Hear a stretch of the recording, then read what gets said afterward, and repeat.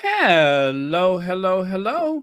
Welcome to Royal Sussex Live. Welcome, one and all. Thank you so much for being here. And let's say hello to Fancy Fancy. Thank you for being first. I don't think we'll be here more than an hour. So, anyway, let's get on with it. Okay, shall we? Oh, there we go.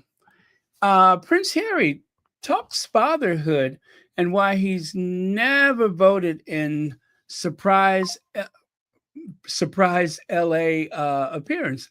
Oh, RS, thank you so much for starting things off with a super chat. That kind of startled me, but don't worry, you can scare me as often as you like. But thank no, I'm sorry, it's not a super chat, it's a PayPal. Yeah, I saw that pop up in the corner of the screen. Thank you so much for that. I really appreciate it. Uh, all right. And that gives me a chance to set up the article that I need to refer. Um, so, Prince Harry talks fatherhood and why he's never voted in surprise LA appearance. And it was a surprise. Nobody expected this, which, as I say all the time, what do I say all the time? Come on, you guys know what I say. There are no leaks in Montecito. So they had no clue that Harry was going to appear on the stage. So it says here the Duke of Sussex, let me take my face out of there. The Duke of Sussex surprised the crowd at Upfront Summit in Los Angeles, speaking about approaching every day. I'm sorry. Oh gosh, I'm so sorry. My screen is giving me a little trouble here. There we go. Let me make sure it's plugged in all the way. There we go. All right. So the Duke of Sussex surprised the crowd at Upfront Summit in Los Angeles, speaking about approaching everything in my life through the lens of service. Now that is not yeah, it is. You know what? This People magazine article, they actually could not. So that's, you know what? This was such a surprise that the only photos of Harry at this event is what you see on the screen. That's how big a surprise it was. There was no one from the media, no photographers there covering the event. So I'm looking at the People magazine story here. These are all photos from Whistler and Vancouver. They do not have any of the photos from the event. That's what a surprise this was. Obviously, the people at the event knew that Harry was going to attend. Well, whoever was in charge of the event. But as for the people in attendance, like the audience members, they had no clue. But he wasn't the only person of note there. I'll get to that. Prince Harry made a surprise appearance at a venture capital event on Thursday, speaking to the crowd at the Upfront Summit in Los Angeles. The Duke of Sussex began his remarks by acknowledging the crowd's shock. I wish I could find the video for that, but he started his speech by acknowledging the crowd's shock at the unannounced presence at the event, but he promised he had something important to say. You know what? There is no video of the shock, I bet. If there is, I'd be surprised. If it is, it's not from the very beginning. They didn't know he was going to be there. I love this. I love this. Yes, Amber Rowan, stealth, stealth, stealth. I love it. And you know what else I love? Connie Balmer. There. Hey, Connie Balmer. Thank you for joining us. Let's see. As a dad, this has me constantly looking for solutions. As a man who was born into a life of service, you know what? Why am I doing this? Let me just share the video with you. Yeah, it's only 27 seconds. It is only 27 seconds. And I'm going to look before I leave today and see if I can find anything longer that I can share with you. But so far, all I have is 27 seconds of Prince Harry. Okay, let me share that with you. And we'll make it do what it do. We'll make it do what it do. There we go. Okay. Now, they changed StreamYard, right? They also changed the iOS for my PC. So pray for me, because that's why I couldn't get those videos up yesterday, is because they changed a few things. But here we go. And change makers. How do we invest in our shared future to solve the challenges we face today as a divided society? Now, as a dad, this has me constantly looking for solutions. And as a man who was born into a life of service, I recognize that with power and a platform comes huge responsibility. And these days, I am determined to find and invest in solutions. One more time. And change makers. How do we invest in our shared future to solve the challenges we face today as a divided society? Now, as a dad, this has me constantly looking for solutions. And as a man who was born into a life of service, I recognize that with power and a platform comes huge responsibility. And these days, I am determined to find and invest in solutions. Yes. Okay. So I promise you that is all the video I could find. That's it. I'm going to go and take another look right now. I'm going to take another look right now and see what I can find. Oh, Lord, tell me this isn't true. Oh, I guess it is.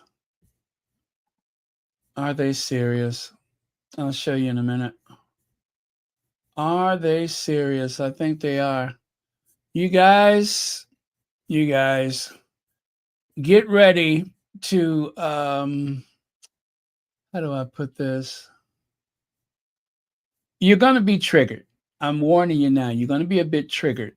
But I do want to talk about it just the same. But I promise you, you today are going to be triggered. Let me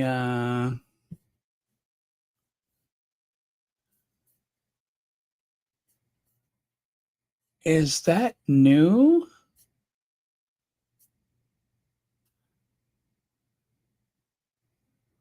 Okay, so this is what I'm going to do. I am going, oh God.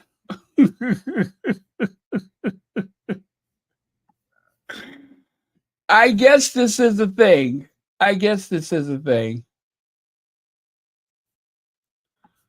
Oh my Lord. All right. Oh my, I'm so sorry to do this to you. Okay, let me get my bearings here, because I'm dumbfounded. Okay, now let me go to one of my favorite sources, if not the favorite source, and I'm gonna see if they have found any other clip that I can share with you. And so far, all I have is this 27 seconds. Let me try one more person here. And yeah, it seems like we're stuck with that one. But that's fine. I mean, better that than nothing else at all. Oh, that is weird, though. Only 27 seconds. All those people there. That's why I said this was such a shock. They could not. They were, I want to see the reaction of the crowd when he walked out there. If only I could find that. Oh, well, I know some of you guys are looking right now, and I appreciate that. But that's all I can find in my usual sources.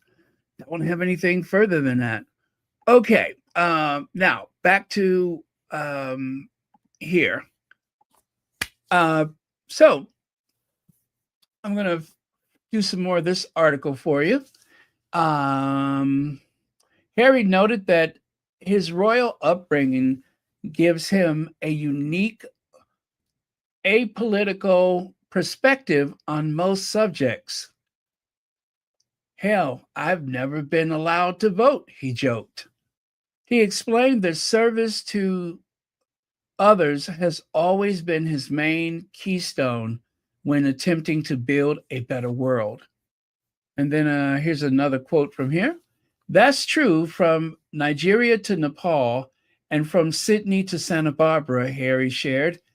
It's the same approach I've taken in founding charities like Invictus Foundation back in 2014 that supports that supports and rehabilitates wounded, injured, and sick service personnel and veterans through sports, and more recently, the Archwell Foundation, where we show up and do good for those who need it most, supporting social impact initiatives, including digital safety and education, all under the umbrella of protecting our collective mental health. Remember that mental health, very important. The Duke of Sussex continued, the way that I answer the question of how we invest in our shared future is different now living in the US to when I was living in the UK. Why?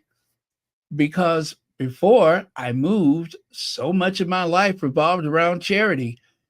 Since then, while my charity remains a core part of my life work, I've also been focusing on upstream solutions and prevention driven by decisions and investment that addresses problems before require fixing still. I've approached everything in my life through the lens of service. I'm not one to be caught in the divide between left and right views, not cornered by a belief in blue or red, he added. Hell, I've never been allowed to vote.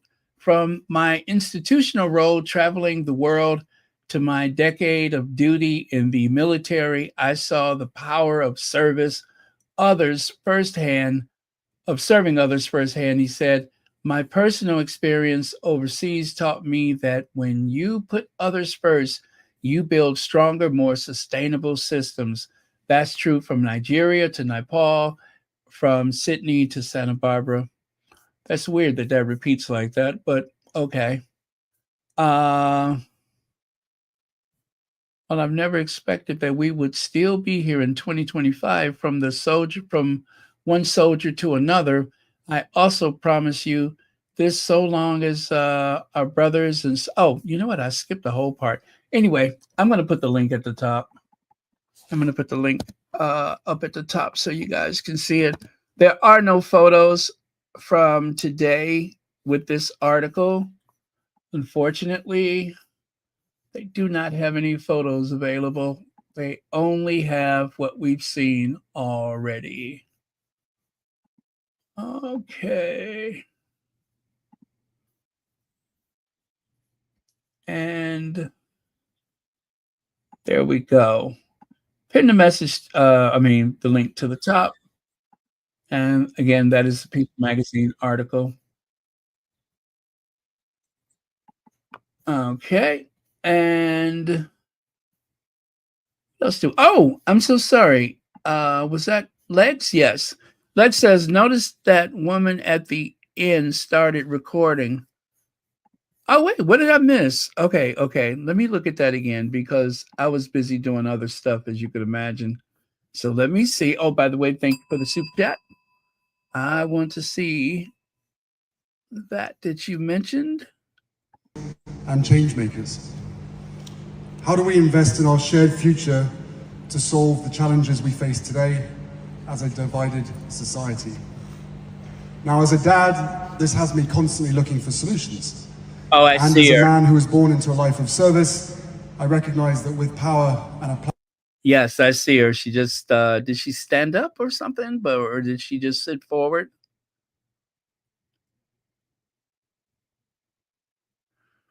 Wow. Thank you very much, Lydia Washington. Okay. Hi, Joan Garcia, Shirley Holland, Caden William. Try to, yeah.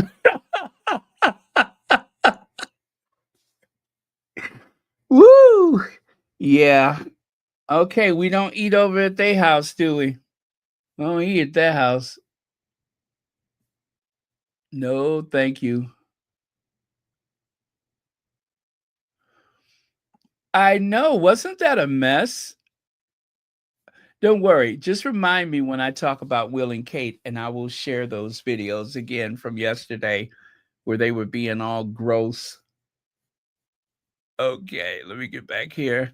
So there we go. Leadership is not about controlling people. Leadership is about supporting people, Prince Harry. Look at him. He looks good, doesn't he? Harry looks like $1,000,000 in his finely tailored suit. Now, always good to see and catch up with my boy, Prince Harry. Proud of you, brother. Now, oh, you know what? I just realized, okay, now that photo on the right side, I don't know where I got that from, but that was not from today. Because I just realized he's wearing a different suit. I don't know where that came from, but it was close to this one, and I thought it belonged to that same day or posting, but it does not. Oh well.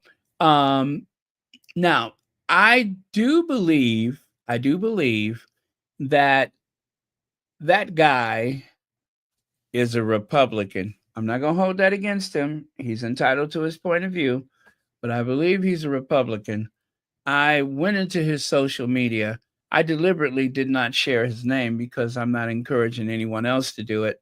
But I went into his social media because I like to know a little background on people that are, you know, hanging around the Duke and Duchess of Sussex.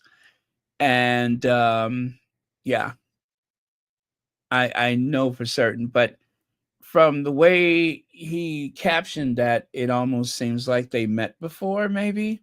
I don't know. But he says always good to see and catch up with my boy. So I guess they have come across each other's path before. I tell you what, I bet you somebody else in the Sussex household I bet you somebody else in the Sussex household has seen their social media. I couldn't be the only one. I bet you someone else in Casa de Sussex has seen his social media. If Harry hasn't, somebody else has. Doesn't mean he's a bad person. I'm just saying. Leg says, wait, so Kate can do a pancake, but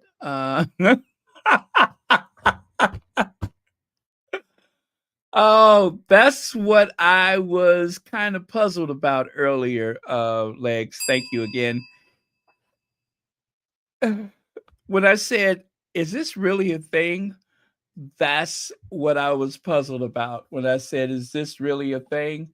I was trying to decide whether or not that was a true story. Yeah, seriously. I was trying to decide whether or not that was a thing. And from what I can tell, I think it is a thing. I think it is a real oh God help us.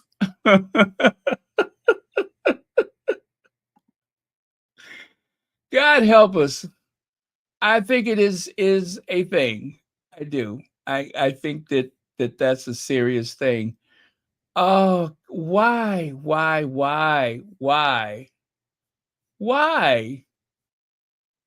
I can't even. I just can't. I can't right now.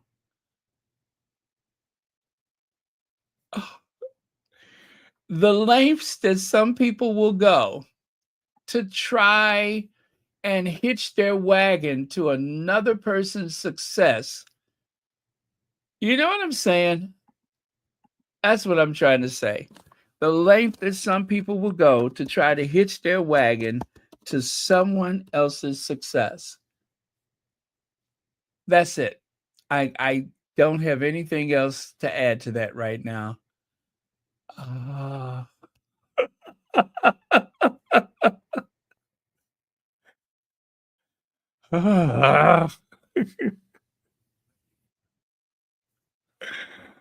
oh, okay, okay. Let me just try not to think about it for a minute or two, okay? And here's another view. Serena Williams was there, and there's Prince Harry. There were a few people that were there. Let me see if I can find the names of those people again. Oh, let me see. Fiddlesticks. I don't see it. I saw it somewhere, and now I can't remember where I saw it. But yeah, it seemed like a and okay. Well, the only people that I know for certain was Prince Harry and Serena. So I don't even know who those other people are. So I guess it doesn't matter whether I name them or not. But yeah, okay, let's keep moving. And here's another. I want to see if they have a video available. You guys, there's got to be more than just 37 seconds of Prince Harry. But don't worry, it we'll find some more tomorrow. It's still fresh. It was still a bit of a surprise. So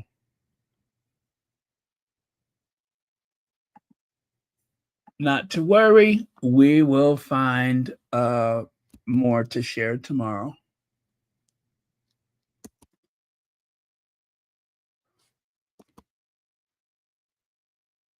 Mm,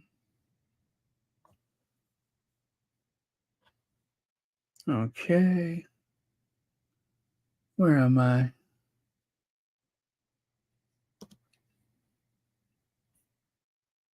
Huh.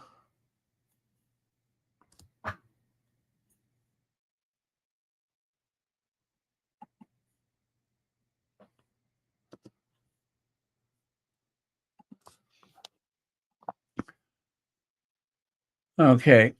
Yeah, they don't have a video. I was trying to check that person's social media. They only have a photo, no video. Let me go ahead and like it anyway. Darn it. Okay. Yeah, sorry, folks. I am preoccupied with trying to find a video. But if I find something, I'm going to check again before I log out tonight. So no worries. If there's something to be seen, I will find it. You know me, I will find it. Okay, next. And let me see. I was really impressed with Prince Harry and his impact focus. He suggested all the investors invest in societal issues. I felt very aligned with, is it Halogen VC's future of family thesis? Is that the name of this place? I guess so. But yeah, whoever shared that was very impressed with the Duke of Sussex. And why wouldn't he be? Of course, it's Harry. And Harry is a very effective public speaker. And every time you see him, he just gets better and better. I'm going to play a soundbite of Serena Williams, and let's see if that gives us any idea uh, of what this event was about. I mean, we know it was about investing, right? We know it has something to do with venture capital. That's what that VC stands for. I believe it stands for um, venture capital. See? Halligan's Venture Capital. Never heard of it before. Now, I know that Harry and Meghan, when they invest, they actually are using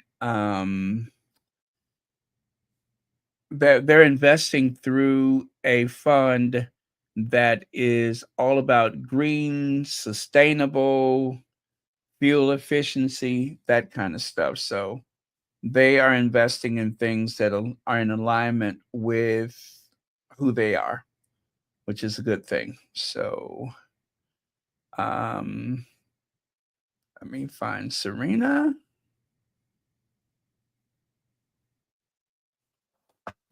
And here goes. My team and my partner, but my specialties that I do dive on is building the brand or talking about, getting into the mindset of how to be successful or how to make it or how to stand out and how to be different. And so, it's something that I work on every single day. And just a quick example is I remember one year, and this is well before I retired, just walking out on the court to Wimbledon.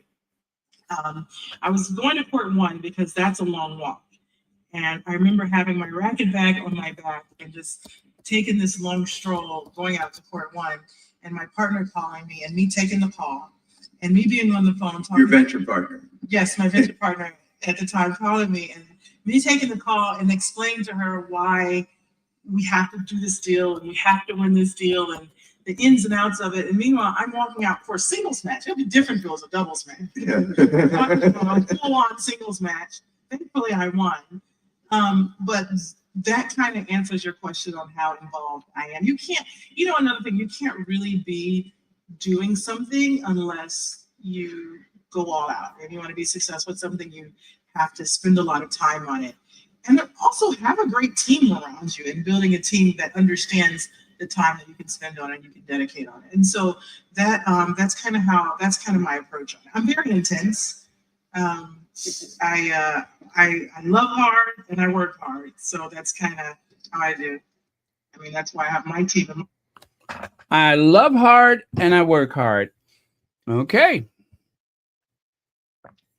And okay. So let me see. Serena Ventures has achieved notable exits in its investment portfolio, including Coinbase, Billy, Gobble, Lola.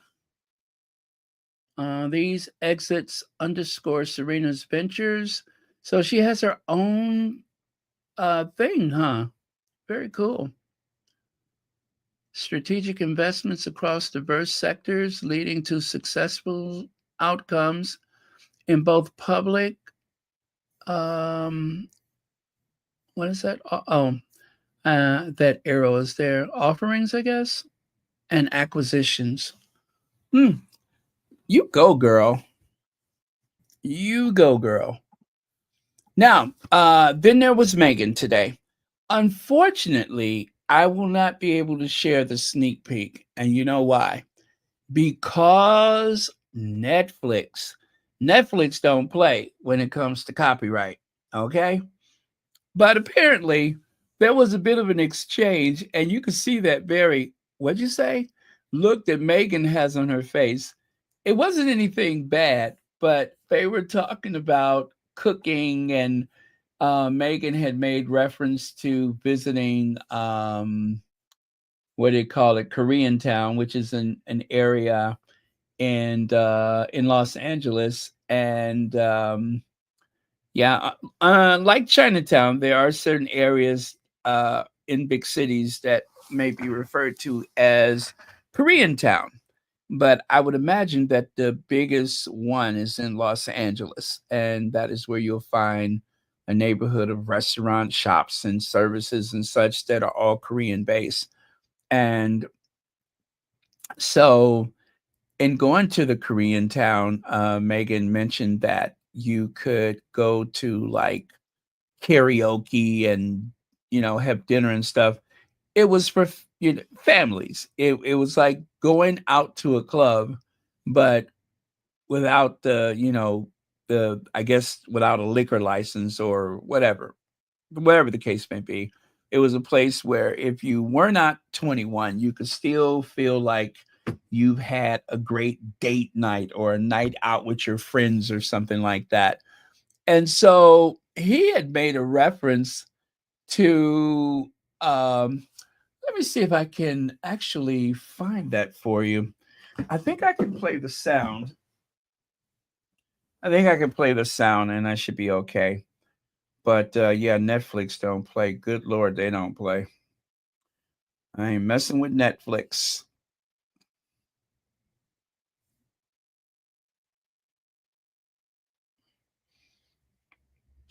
And the best thing.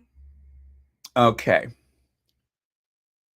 I was part of dance crews, all that Okay. stuff. You were. Okay, I'll let you hear their little exchange.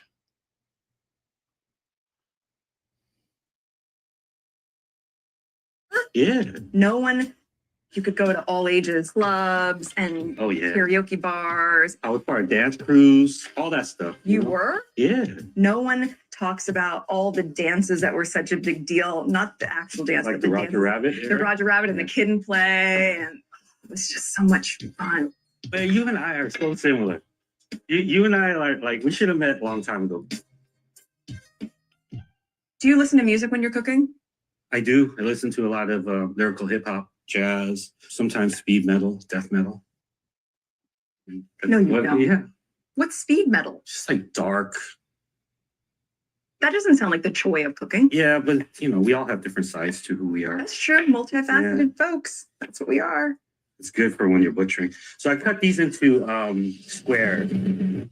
Yeah, and when he said that the heavy metal and dark music was good for butchering, that was when Meghan, you see the bottom right image right there where she's got her head down and she's kind of biting her lip. That was at that point where she was like, oh, you know. But yeah, so that look is kind of like, no, you don't. And you could kind of read the caption right there. There's a bit of the caption on the screen. Doesn't sound like the joy of cooking. He said it's good for when you're butchering. And she's like, so cut, let me see. Yeah, and she just kind of changed the subject. She said, so cut these into squares. At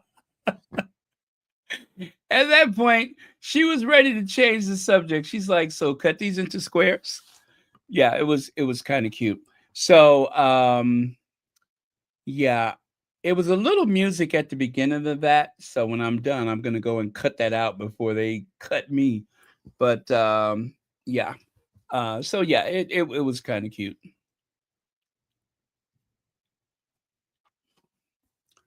Oh, Amber Rowan.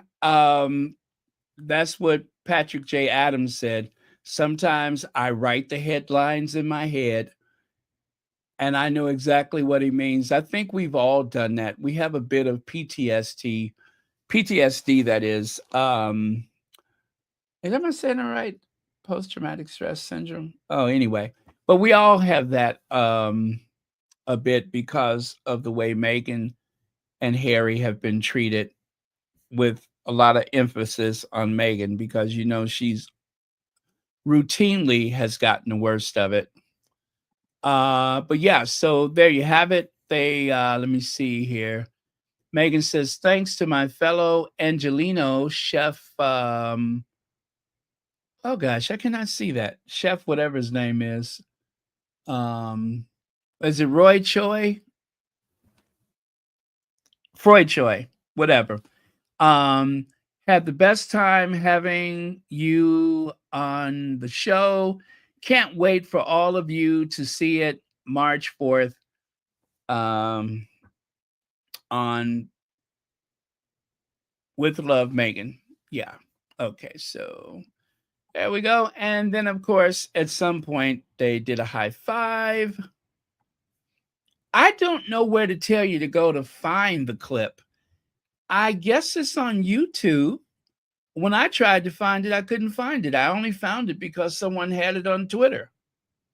So I wish I could tell you where to find it, but I don't know. Oh, is it Chef Choi? Floyd Choi? Am I mixing that up with that Supreme song? Floyd Joy. Dun, dun, dun, dun, dun, dun, dun. Floyd Joy. I think I'm mixing it up with that song. That's when you know you're getting old, when it starts running together on you. And right now, it's running together on me. You like the apron? Yeah, I guess those are nice, huh? Oh, hers has got the big buttons. Nice. Okay.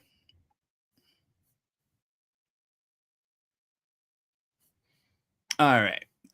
And of course, this was from yesterday. I can share that with you without grief.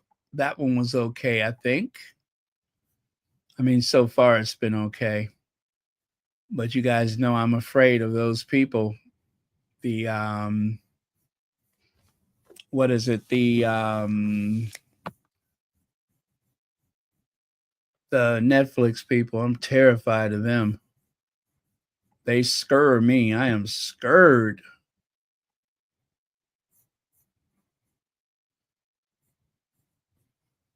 Yeah, I am scared.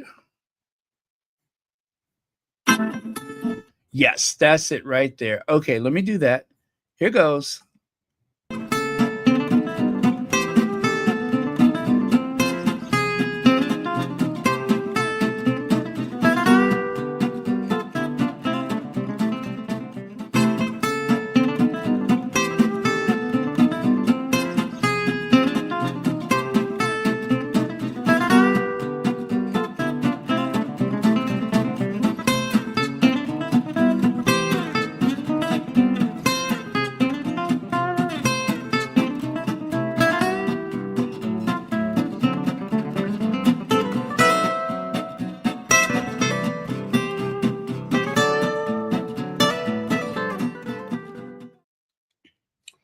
Now, I take it that was Guy, right?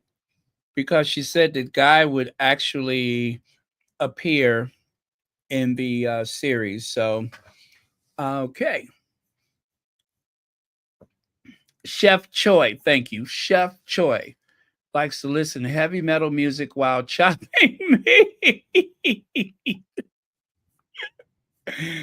And Megan was like, so you say cut these into squares, huh? Okay.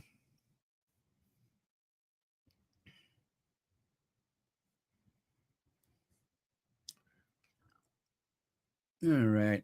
I haven't had sushi in forever. Okay, now that is the scene from outside there.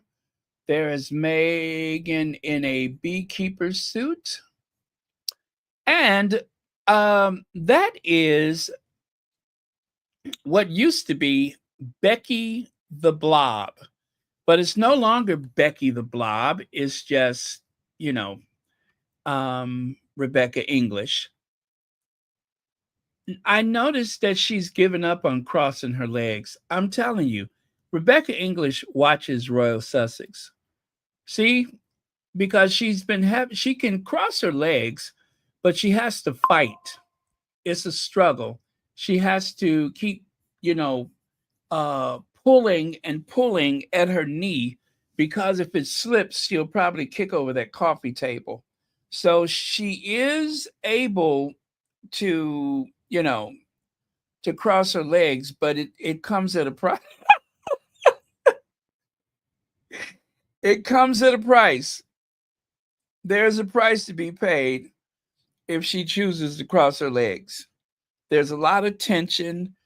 She probably develops varicose veins. It's not pretty to watch. And so now she's doing what they refer to as the Duchess slant. That is called the Duchess slant. I do believe that she has given up. And change makers. Oh, wait a And minute. change makers. How do we invest in our shared future and change makers? How do we invest in our shares and change? Okay, those are exactly the same thing. Is it? Huge responsibility and change makers. Divided society. Now, as a dad, this has and change makers. Okay. That one was 51 seconds long, so not much difference. Sorry, you guys. I saw it and I just was trying to see if I could find something that we have not had access to, but it's only a few seconds longer than the others. So sorry about that. But I am looking out for you all's best interests and my own, of course, because I want to see it too.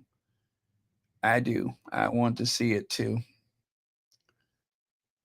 Uh, Today, as a and change makers, how do we invest in our shared to solve the challenges we face today as a divided society?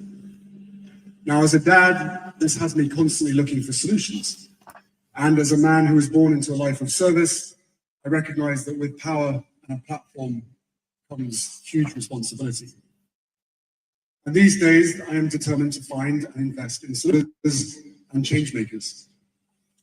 How do we invest in our shared future to solve the challenges we face today?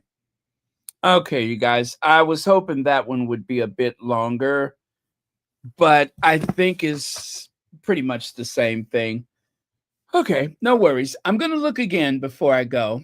If you are watching Royal Sussex for the first time and you're wondering, what is he doing? Why is he jumping around like that? This is Royal Sussex, and we tend to do that sometimes.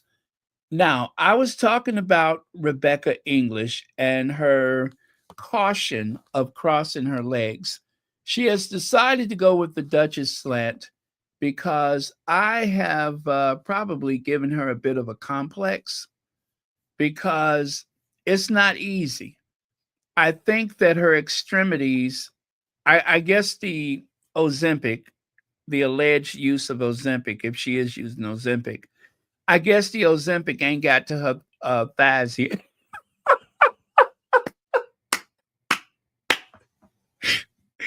I guess the Ozempic ain't reached her thighs yet. So that's what that's so bad. Oh, that's so bad. Uh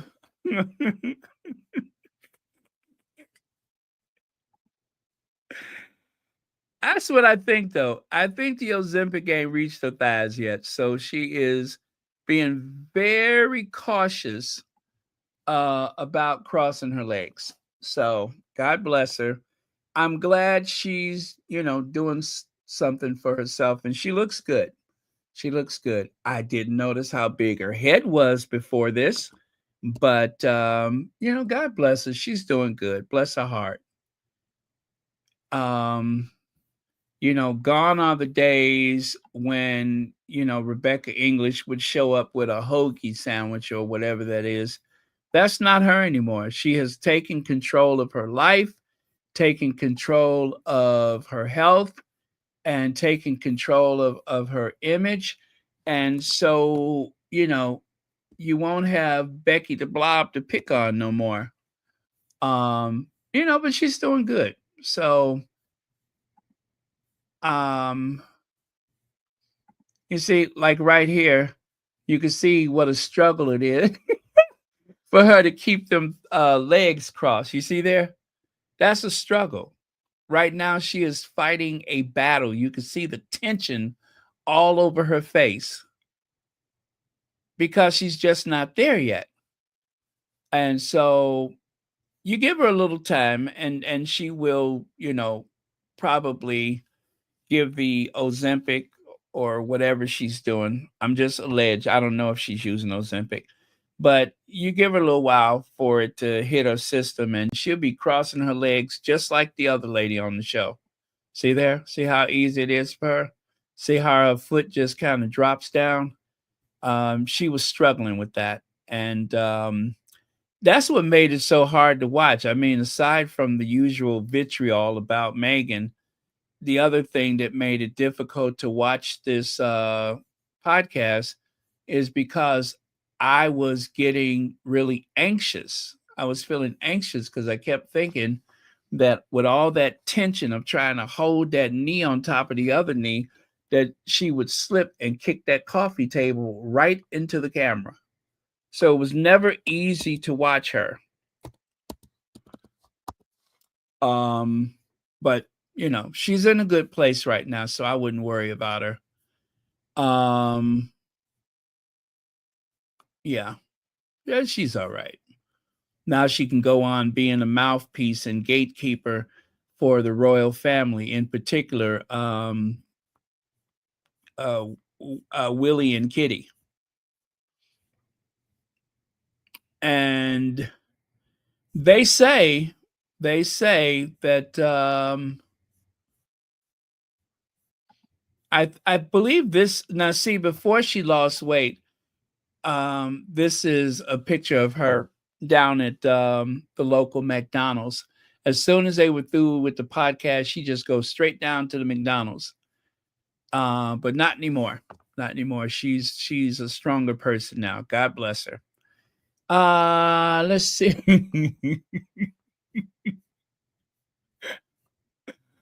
Okay, I see I got a few messages here. Let me see what I'm missing here.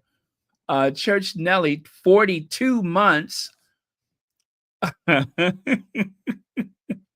Thank you for 42 months. And Joan Garcia says, my money is burning a hole in my pocket until March the 4th. Here, here. Me too. Yep, me too. And it makes me feel a bit not really sad, but it makes me think about my aunt, because my aunt told me that she could not wait. She said, as soon as there's something, let me know. She said, I got my credit card ready, but yeah, but that's okay. I will buy something for her myself. Whatever I thought she would buy, I'll just buy two and gift the other one or something. But thank you so much, Joan Garcia. And let me see, Joy Amore. Joy Amore become a YouTube member. So I think you probably started your membership up again or changed your pay method or something, because I think you've been a member already, right? But thank you so much for supporting Royal Sussex. And Olivia Johnson, 15 months membership. Over a year's membership. Thank you so much for that. Okay, did I miss anybody? I don't think so. Yeah, we're all caught up. We're all caught up. All right. Where did I leave off? I was here, right? There we go. There, I was right there.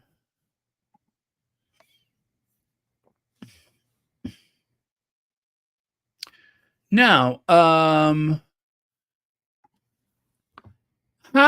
Meghan got her sparkle back.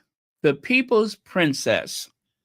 Now, why would they put an article about Kate in the same front page with Meghan?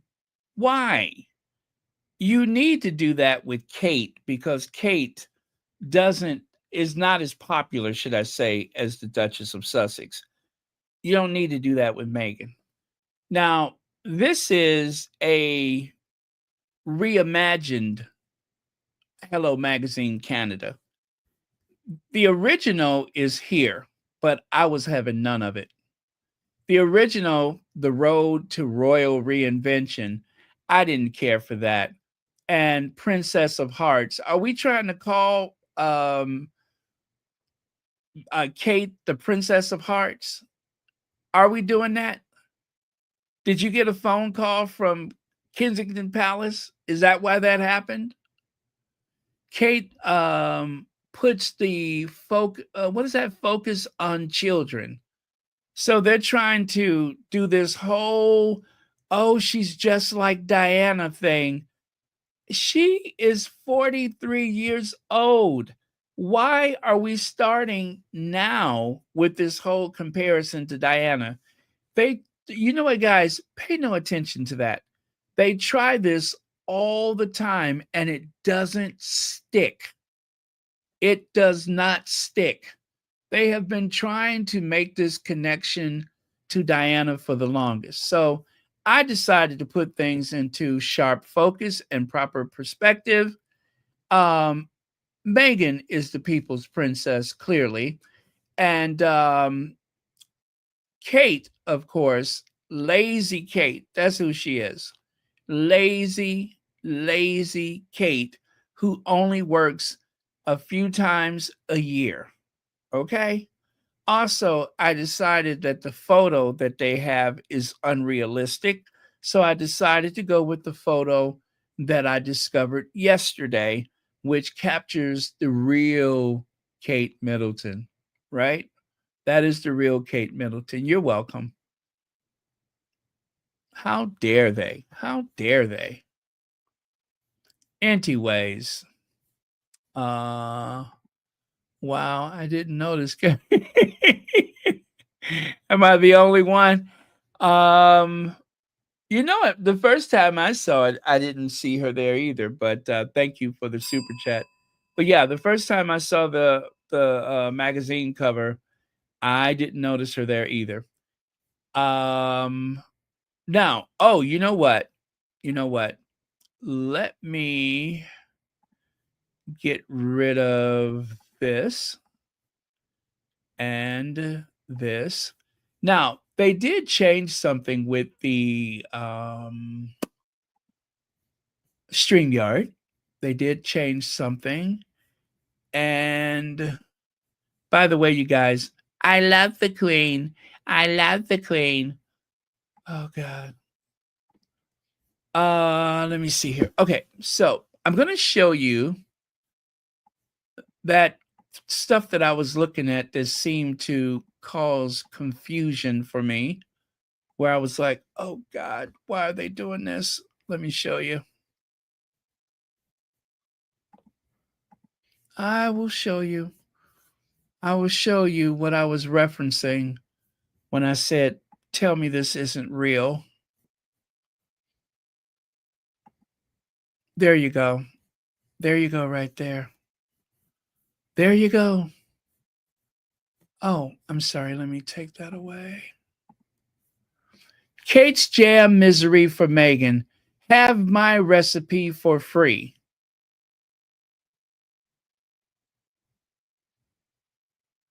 I told you it was a bit triggering, didn't I?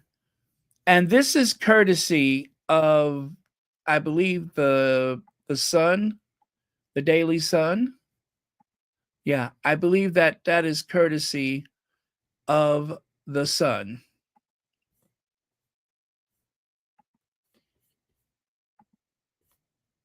Okay. Oh, wow. It would not let me share that. Okay. Okay. Let me do this. Man.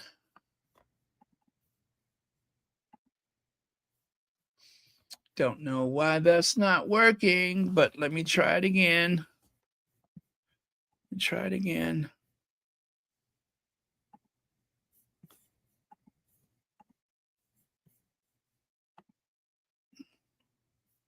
There we go. Take a look at that.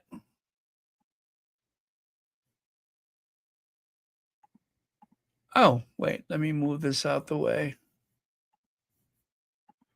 There you go. Preserves you right, Meghan. How petty and childish is this? Preserve you right, Meghan.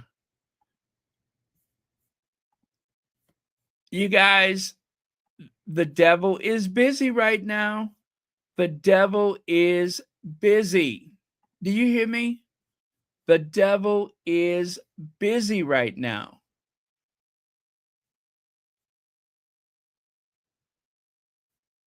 Yes, thank you, Legs. Don't they mean at the taxpayers' expense or expense of the taxpayers? Yeah, yeah. Kate's Jam Misery for Meghan. Have my recipe for free.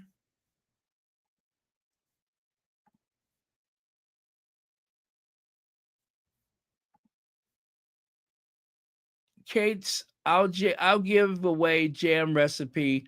She throws in a plum tart too.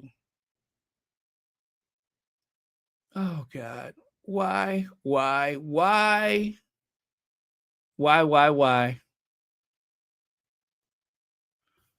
I told you guys, it's a bit triggering. Basically, Wank and Kate are hitching themselves to Harry and Meghan. Yes, yes. And I have further evidence of that too. Let me continue. I still think this one is more accurate, don't you? This one, they really dropped the ball, but this, a perfect depiction of Kate Middleton.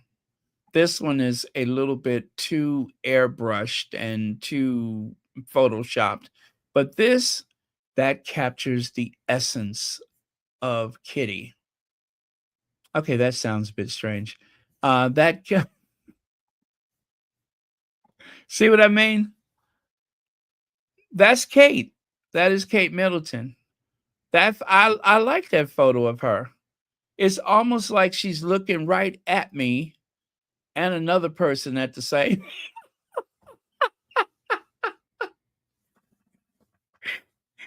It seems like she's looking right at me and another person at the same time.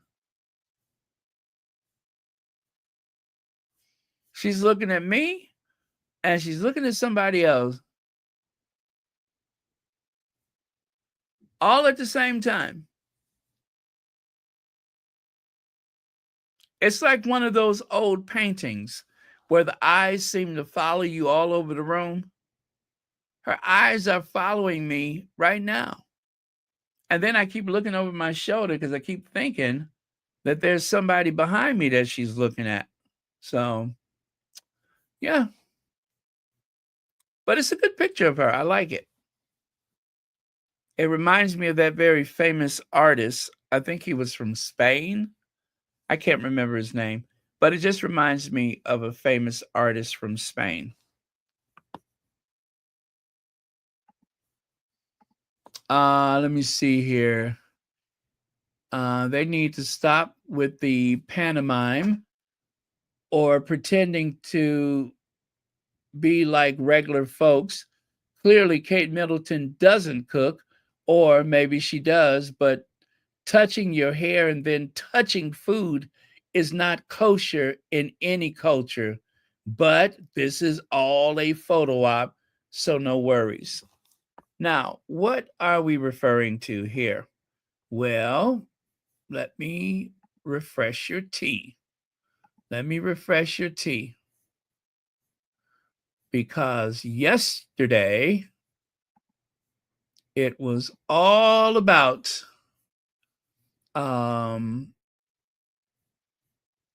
where is that at?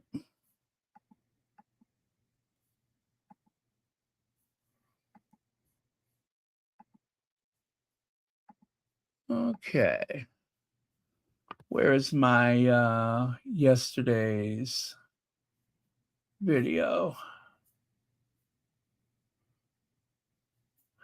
I put my hair back, touch the food. I think that was a Lizzo song, right? I put my hair back and then touch some food.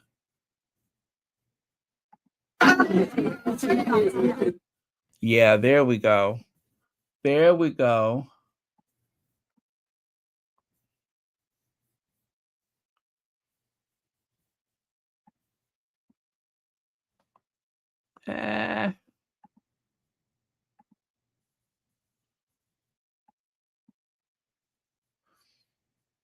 Okay. Here goes. Here goes.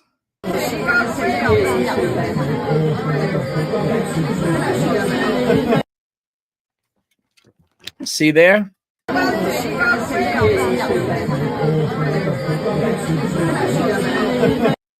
Isn't that disgusting? And how many photographers are there?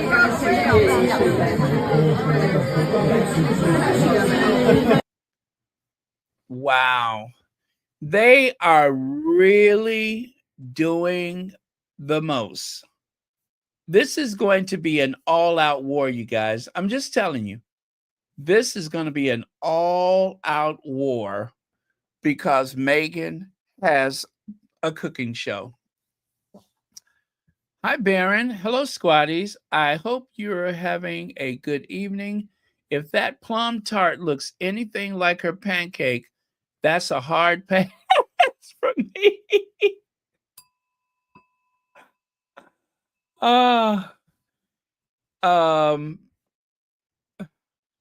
We all know that they have a staff of 62 or more people.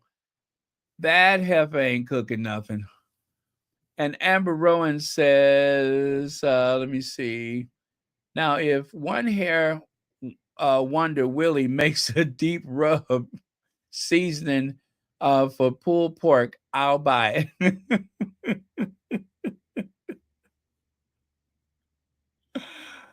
Ah, thank you so much, Amber Rowan. Okay. Thank you for the super chat. Now, back over here. Oh, wait, no. Where is that? Oh, yeah, right here. There you go. So, yeah, nasty, nasty. But Copy Kate strikes again. Remember, I made that video a long time ago. Copy Kate strikes again. That was like over 2 years ago, I think I made that video. Copy Kate strikes again. Now, Wills and Kate 2.0. You guys, listen to the language 2.0. This means that this is a big rollout. This is their big rollout. Willie and Kate 2.0, Prince and Princess of Wales increase authentic flirt ritual. Looks of love and playful amusement, body language expert reveals. It's like they're telling us that this is a ploy and a tactic, whilst at the same time trying to make like it's spontaneous. Which is it?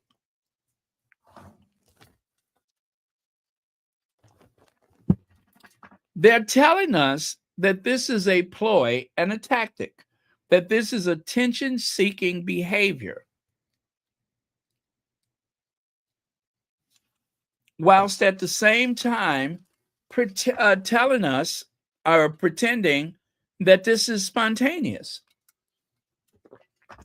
I think the narrative is that Will and Kate went through some really tough times through her illness, and now they can't keep their hands off of each other. If you have to state it's authentic, it isn't. Wow. Exactly. Thank you, Legs. It's just like when you're a global statesman. If you have to tell people you're a global statesman, you're probably not. It really is for other people to tell you or to refer to you as a global statesman. You shouldn't be the one saying it. But yet there was William pretending to be something that he's not. That photo on the left side was taken when he was pretending to be a global statesman. And then here on the right, I think someone put the Middle East piece on there. I don't think that's really authentic. But either way, it's implied. That's what it implies. So it's not too far off the mark. Joan Garcia says, whatever Kate and Will do, Meghan sells out and crashes the web. Here, here. Here, here. Thank you so much for the super chat. But okay, let's look, take a look at this. This is for the cameras. This is for the cameras. But at a certain point, it is hard to keep up that charade, right? It is hard to keep up that facade. It's very difficult. And the strain and the stress, and I'm not just saying this to make you all feel good. I'm telling you what I know. I have been looking at these two misfits for a long time.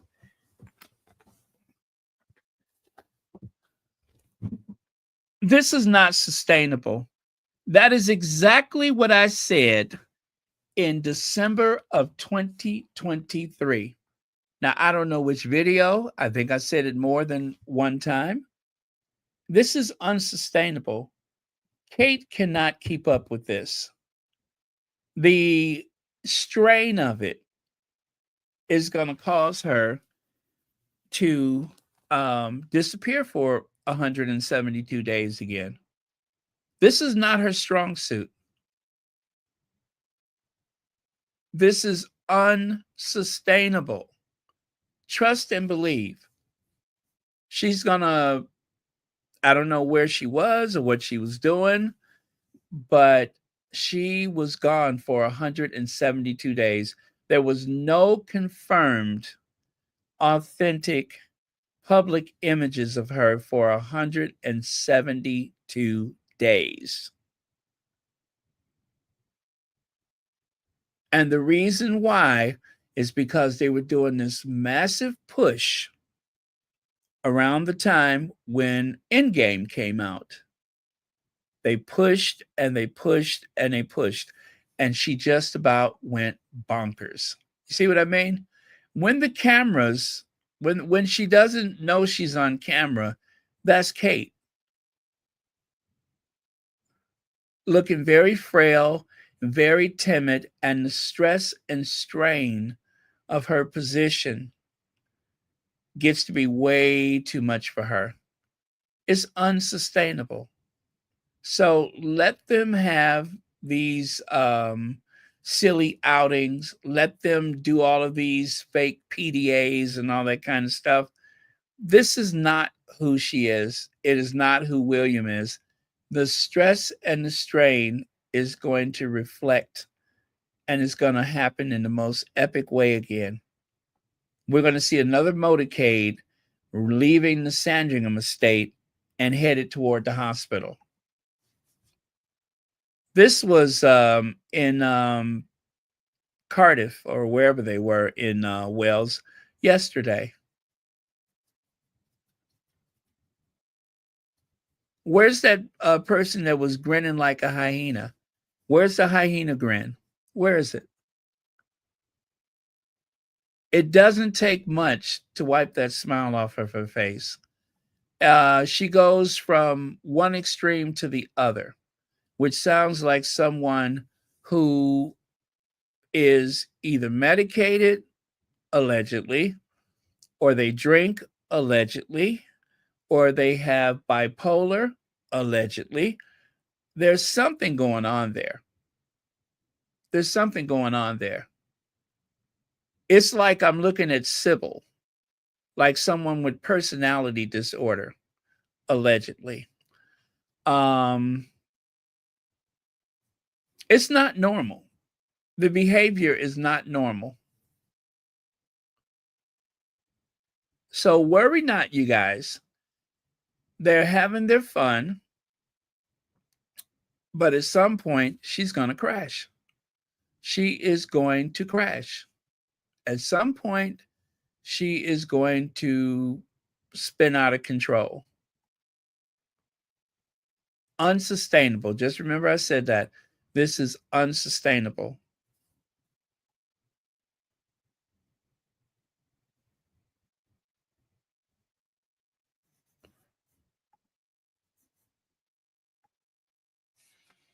Sussex Soldier says, Jam War. What war? The only Will and Kate are engaged in one-sided. Okay, the only war that they're engaged in is one-sided. Let's see here. Kate Middleton saying to a fan she enjoys making jam and promised to send her own recipe, and William saying that his wife's jam is amazing. Scripted.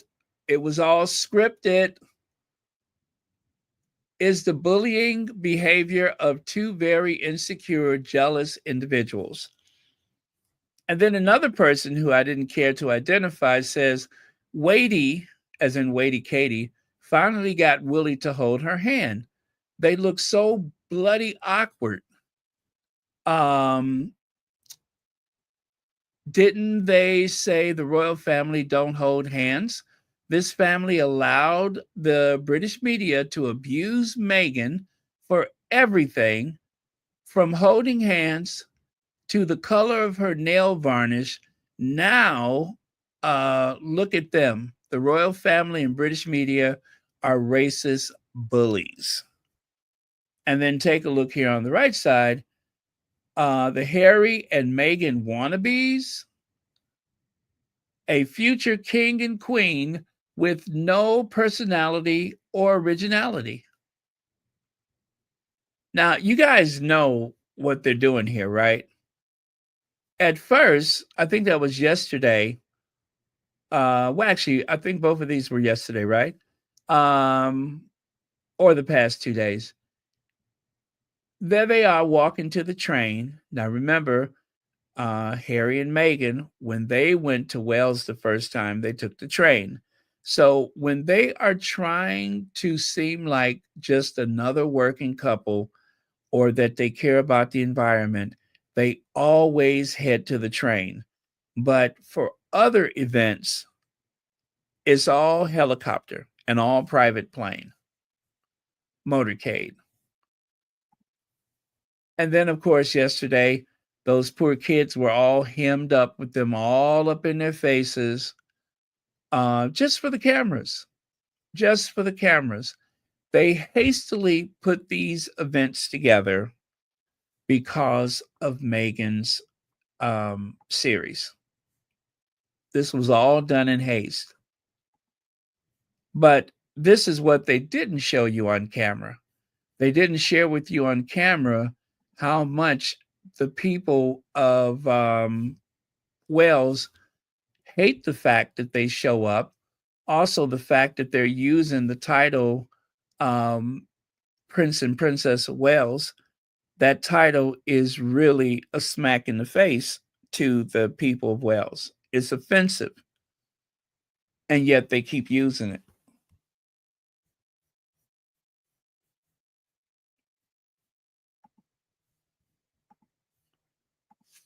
Meghan Markle broke royal hair protocol yet again with her bun. Kate Middleton's elegant bun is a departure from her signature beauty style. See how that works out? First curtain bangs and now a low bun. The Princess of Wales has beautifully updated her look.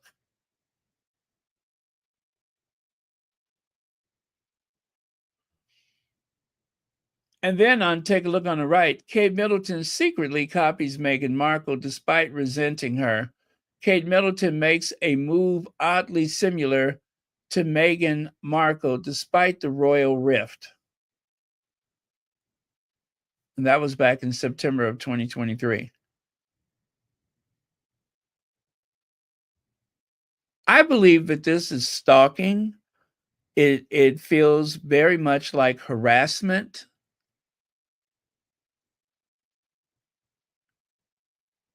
And when Kate loses her marbles again, I'm here for it. I am here for it. I am here for it. I ain't wishing nothing bad on her, but I'm telling you, this is unsustainable. As people in the Sussex squad reacted today, the Duke and Duchess of Sussex have been a blueprint for years. Kate and William are copycats. They just can't be original in anything. And it hasn't gone unnoticed. It really hasn't. Occasionally, especially when Will and Kate does something really stupid,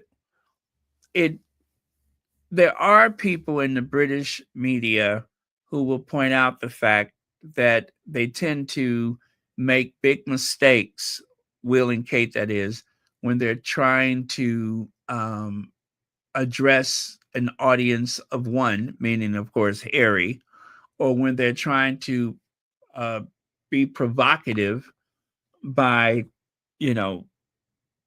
dressing up like the Sussexes, doing as the Sussexes. It is a sick preoccupation. Instead of the two of them focusing on their future as king and queen, if Kate makes it to being queen, it seems as though they have like a strategy of mocking, harassing. It may even be partly intimidating. But whatever it is, they mean to draw a reaction. They mean to blur the line between one couple and another and to ride Harry and Meghan's coattails to wherever they're trying to go. To wherever they're trying to go. What I would love to see Kate and Williams sit together and have a logical exchange with a reporter. Now, they did try to do that before, right? And they don't typically do interviews together. And there's a good reason, because William talks too fast, like he has a plane to catch, and Kate tends to mumble, and her words are virtually unintelligible. You cannot understand what she's saying. She starts to drift after a few words. I'll give you a good example. Well, obviously it'd be, I would love to have met her, and she's obviously, she's an inspirational woman to look up to, obviously to this day, and, you know, going forward and things. You know, it is, you know, it's a wonderful family. The members who I've met have achieved a lot, and, you know, very inspirational. So, yeah, I do. You know, it's a wonderful family and things, you know, going forward and things. You know, it is, you know, going forward and things. You know, it is, you know, going forward and things. You know, it is, you know, it's a wonderful, you know, going forward and things. You know, it is, you know, it's a wonderful, you know, going forward and things. You know, it is, you know, it's a wonderful family. The members who I've met have achieved a lot, and, you know, very inspirational. So, yeah, I do. You know, going forward and things. You know, it is, you know, it's a wonderful family. The members who I've met have achieved a lot, and, you know, very inspirational. So, yeah, I do. Hey girl, sit down. Sit down.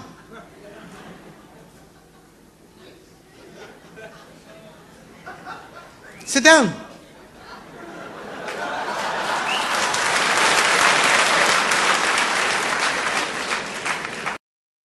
Yes, it is time for that girl to sit down. I will be impressed the day that Kate can have a logical conversation with anybody. And what gets me is that the brainwashing, the gaslighting from the tabloid media, they accuse Meghan of presenting word salad. So if you wonder, why do I talk about this so much? It's because I find it offensive that Kate, with all of her mumbling and inarticulate verbiage, gets a free pass, and they accuse Meghan of committing word salad. You know, going forward and things. You know, it is, you know, it's a wonderful family. The members who I've met have achieved a lot, and, you know, very inspirational. So, you know what I'm saying? Do you get where I'm coming from? And it's a few of the I could tell you for sure one, but I'm not going to say her name. But there's one in particular that loves to accuse Meghan of presenting word salad. When Meghan can speak 110 times better, she can present herself 110 times better off the cuff than Kate can with even prepared remarks. The woman who's been hanging around that family for 20 years. Kate has been hanging around that family for 20 years. She's gone through elocution lessons, speech therapy, and all kind of stuff, and still cannot talk. She cannot cook. And when the going gets tough, she completely falls apart. Because there's no there. There's absolutely no substance to who she is as a person. None. She barely functions most days. And that is with a staff of people surrounding her.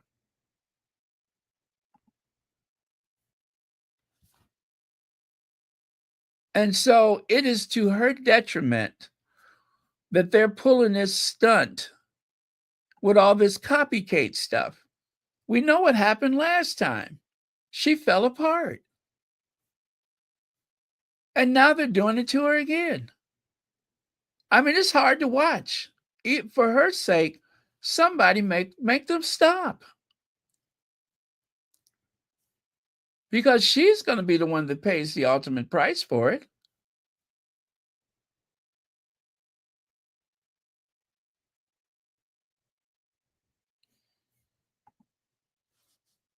Their stalking still does not work or stop Harry and Meghan from rising. It really doesn't. It really doesn't. And because we know that it's ineffective, that it's useless for them to do this, this is why I feel like I don't know if it's supposed to be an implied threat. I don't know if it's some type of challenge. And there are people in the tabloid media that have even tried to warn them, do you, boo, stop reacting to Harry and Meghan, because they're not growing when they're pretending to be other people. They're not growing in their professionalism at all.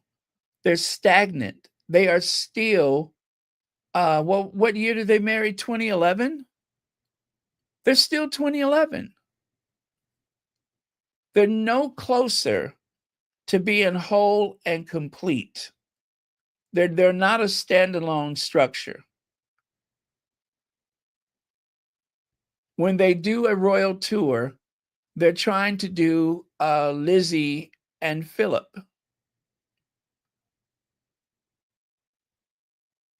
Even when they try to throw elements of Harry and Meghan in there, it is still a failure.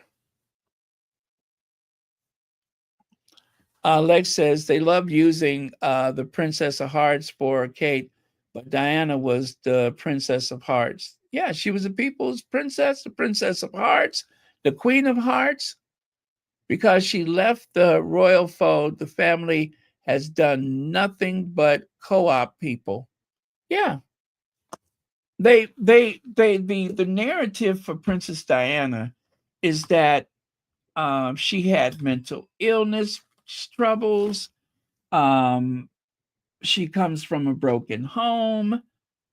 The fact that she had been practically tortured by that institution, undermined by the courtiers, spied upon, stalked and followed. And then when all of that wasn't enough, then they would send the press after Diana.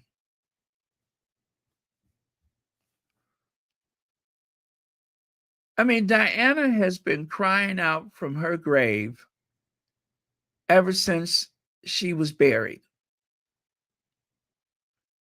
And they have tried to suppress, they have tried to muffle her voice, which you can still hear loud and clear. Diana warned about this. It's a new day. Things are different. Legacy media is dying a slow death. And it is social media is where most people get their news from. Whatever they share is filtered through content creators. And then the other thing is, just like the video I shared of Harry earlier, they probably won't share that video. They're probably not going to share it. But you've seen it, didn't you? It didn't have to go through the mainstream media. It is 2025. Everybody has a smartphone. Everybody's a reporter. Everybody is a witness. There's so many ways to get past the roadblocks that they have thrown up. Thank you, Legs.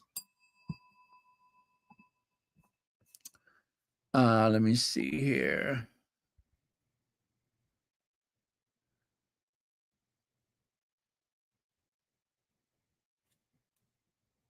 Yeah. Yep. Because Kate does not have a personality to share when she speaks. She does not have a personality to share. It is so sad that this 40-something-year-old woman is sat at a table with children where she smiles and asks a bunch of superficial questions. That's a day's work. It's so sad that this 40-something-year-old woman is given a binder and put at the end of a table or sat in some corner somewhere with a group of people. You don't get to hear what she's saying because she ain't really saying anything. But it just is designed to make it seem like she's busy and working on something. They even insulted us by trying to say that while she was going through her alleged medical treatment for whatever it was, that she's doing work from home and she's taking meetings at home. Who are you talking to?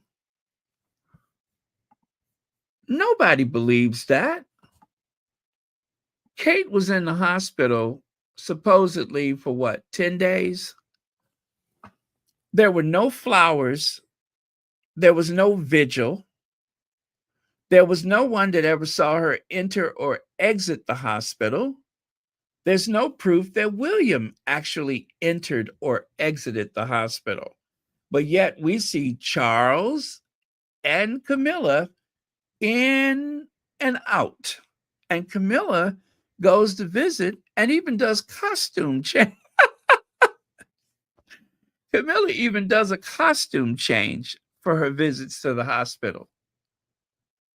And then you have Rebecca English, the gatekeeper, say that she happened to be going to her Ozempic appointment or whatever it was, allegedly, on her way to see the weight doctor or whatever doctor she was going to. She happened to see him riding down the road. And at first, and you guys, trust me when I say this, I have the receipts. I know what I'm talking about. First, William would move heaven and earth for Kate. And then when people started saying, "Where's Willie?" then she said that the reporters were being discreet and giving them some privacy and also the privacy of the other patients, only for Camilla to show up and prove that that was a bunch of BS because Camilla was back and forth and in and out of that hospital 3 times a day. I'm exaggerating, but she did come and go. She'd go in the morning and then come back and go in the afternoon with a big smile on her face. And why was she smiling? Because she was telling us something. So when Will and Kate were trying to give privacy to the other patients, who was Camilla and Charles giving privacy to? Huh? Whose privacy were they protecting? Or should I say, not protecting? And so what happens is they use Rebecca English to modulate, to somehow to adjust the message. They look at the social media, they see what people are saying, and before it becomes any bigger, then they come up with an excuse. They try to prove to you how implausible it is that William is not there at Kate's side. We didn't even see Kate's mother into the hospital. We didn't see Silent Mike into the hospital. Not her sister or her brother. The only people that we saw or that was reportedly, well, we saw the Charles and Camilla. We just didn't see William come and go, and we didn't see Kate come and go. And then fast forward to China, Russia, and Iran are trying to somehow upset the powers that be. They're trying to usurp, or what were they trying to do? They were trying to somehow distract or ruin the British government by sharing the state secrets about Kate's health. Kate is not the sovereign. Kate is not the head of state. Charles is. They can't even get their lies straight. You would think that Charles' record would be the one that they want to share, right? That they want to hack or steal and share with the public. But no, it wasn't Charles. They're saying that China, Russia, and Iran are trying to get into Kate's medical records to do what? So we can find out that she was in a padded cell, allegedly. That she went completely bonkers and was in some sanitarium in Tierra del Fuego being cared for by nuns? Is that what they were hiding? That they took her to some monastery in Tierra del Fuego, right? With just one royal protection officer.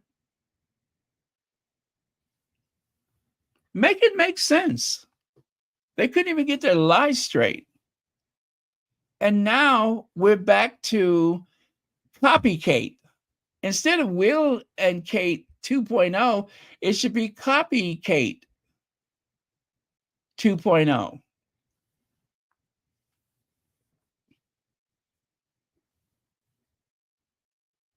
And they're just getting started, you guys.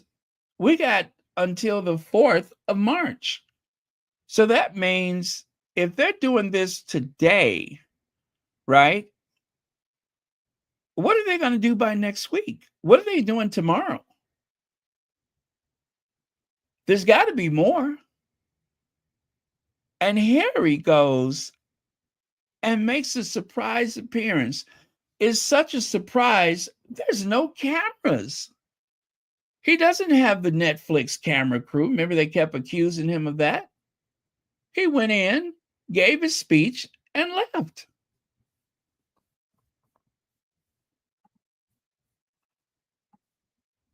I really do hope that that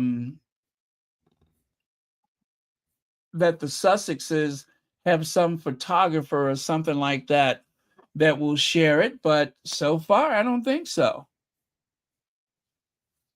I don't think so. I think he got in and got out.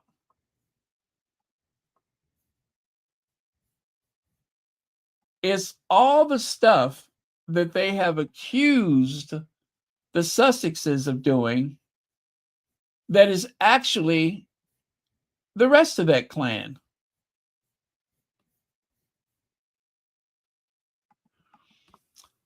Kate and Wilnot are too consumed with racism, jealousy, and hate. They can't see straight or even function as normal people. Squatties all see it clearly. Hear, hear. Thank you, Joan Garcia. And Noreen Lovelock says, Kate is a joke. Is embarrassing. It is embarrassing.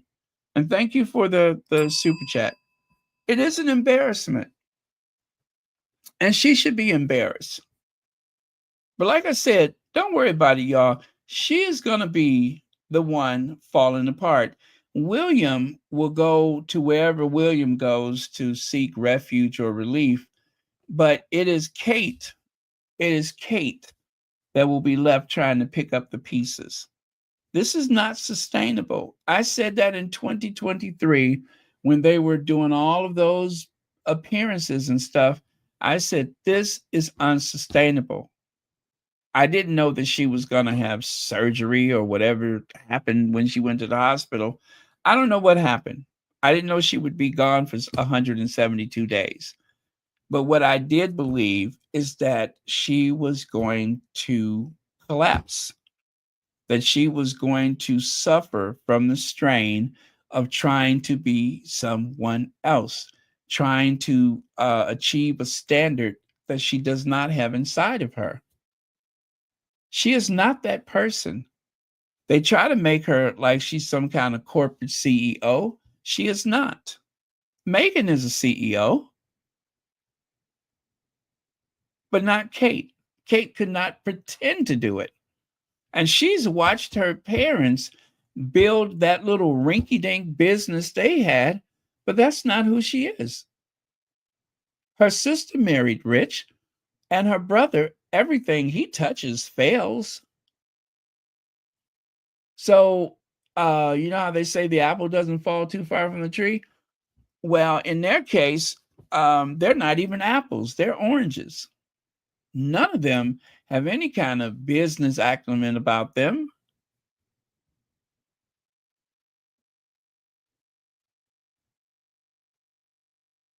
I mean, I hate to say it, but she is an embarrassment, and she has absolutely nothing going for her except caring for her children.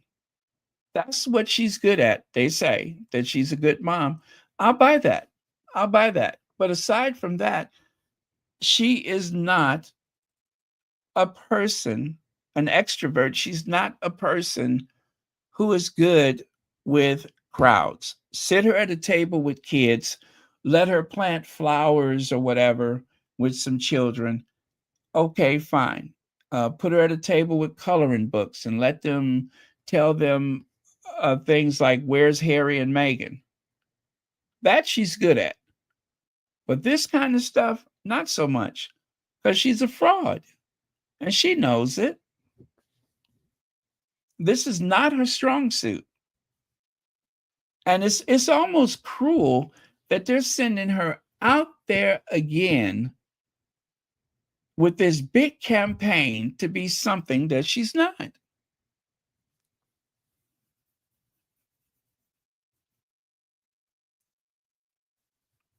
Sad to watch.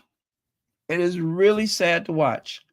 And it makes me respect Princess Diana that much more because Diana knew she was not a public speaker, but she asserted herself into that role so that she could use her platform, so that she could be useful in public service. She worked very hard to achieve all of the stuff she was able to do. I mean, imagine Kate going to Chicago by herself and going to Northwestern University with real educated people, not a vanity degree in art history, but really educated people addressing the crowd by herself. Imagine her trying to do something like that, because I couldn't. Since they were married, Kate has only gone abroad one time by herself, all the way to exotic, distant, otherworldly Copenhagen.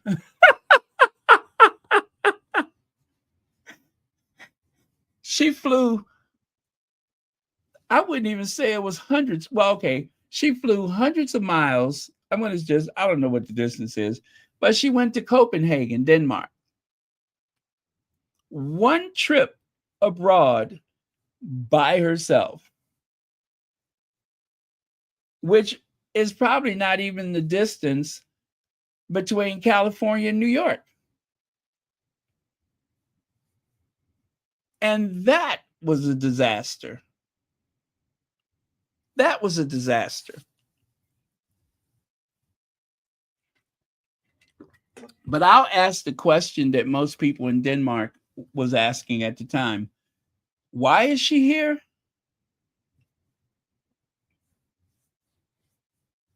So I am offended and I am bothered by this whole farce of a campaign that those two are waging.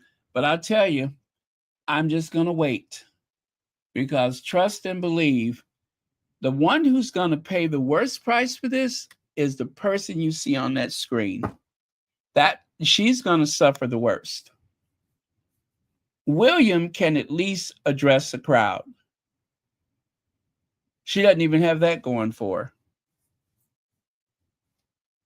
The best you can do for her is sit her at the kiddie table and let her interact with children. That is her strong suit.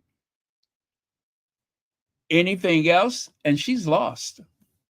Empty binder, empty head. Leg says, I just don't understand the 1950s idea to marry rich. She didn't bother trying to learn any skills. She just flashed her bum and bounced around from William's friends. What's the point? Exactly. Well, I think that their mother wanted them to marry into the aristocracy, or at least marry rich. That they should have no greater aspiration in life than to marry a man of means, marry into a family of means. And so while every woman in the aristocracy, every family in the aristocracy, all the parents and such was, forbidding their daughters or discouraging their daughters to marry into that institution, the air hostess had other ideas. She had other ideas. I mean, she pretty much, and that's why they called Kate and Pippa the Wisteria sisters, because just like the viney plant that grows up the wall or up the trellis or whatever, they were social climbers. They climbed just like a vine, growing and reaching toward the sun. So they were nicknamed the Wisteria sisters. That's embarrassing. And she had the nerves to get offended. The Goldsmith family had the nerves to be offended that she was accused of being a social climber. The Middleton family, her husband doesn't talk, so you wouldn't know what he was thinking. Silent Mike, you never hear from him. But they had the nerves to be offended that she was accused of being a social climber. Well, what else do you call it when you take your daughter out of one school and put her into another so that she can follow Prince William around? And after being called Waity Katie, you would think that most people would be humiliated, so humiliated, having been referred to as Waity Katie. You would think that most people would be humiliated and just decide, I can't marry into that family. That's embarrassing. You know what they're calling me? They're calling me Waity Katie. Didn't matter to her. Didn't matter to her mama. Get in there and close the deal. Get in there and close the deal. And that's what she did. She married someone who, by all appearances, does not love her. Whatever he felt for her then, he certainly ain't feeling for her now. But now they're trying to convince us that they are Harry and Meghan up and down, left and right, 24 hours a day. They just can't stop touching each other. Noreen Lovelock says, Baron, Kate needs divine intervention. Hear, hear. She does. She does need an intervention. Or should I say she needs another intervention, because whatever they intervened with on the 28th of December back in 2023,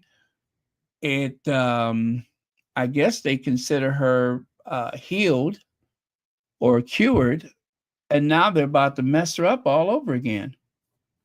Thank you very much for your super chat. But this is not going to last.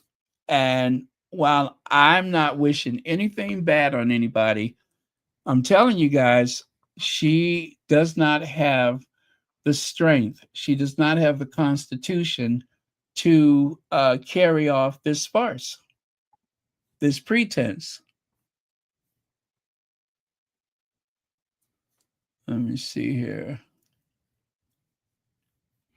Yeah, it's not her strong suit, you guys. Um, this is what they're trying to convey.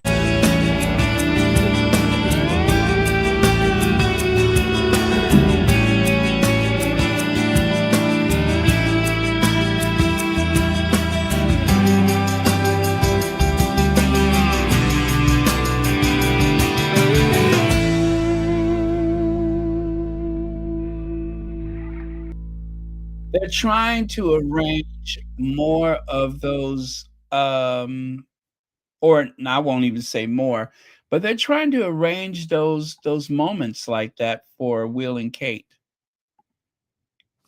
This is organic. This is organic.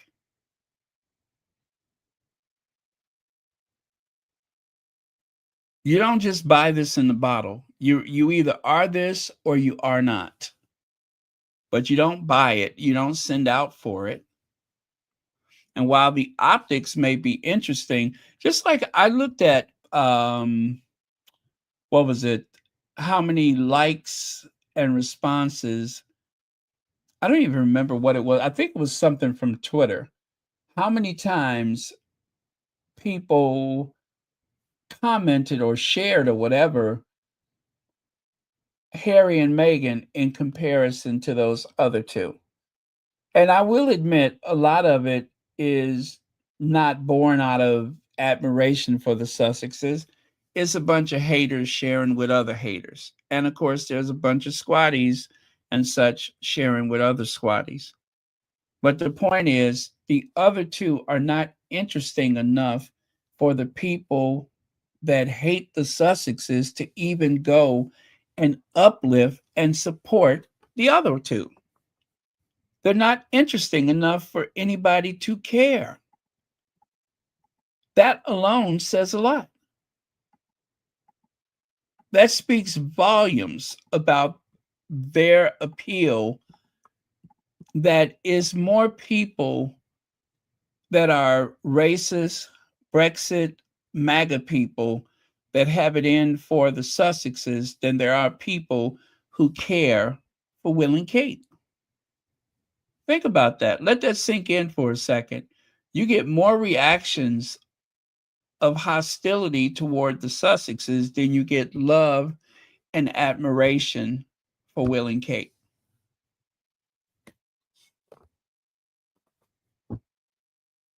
$10, $20, $30 times the responses for the Sussexes in comparison. And remember, there's a thin line between love and hate. Those are really fans. Those are really fans. They won't admit it, but they're fans. If you're spending that much time looking at Harry and Meghan, you're a fan. You are a closet fan because you won't spend that time looking at those other two.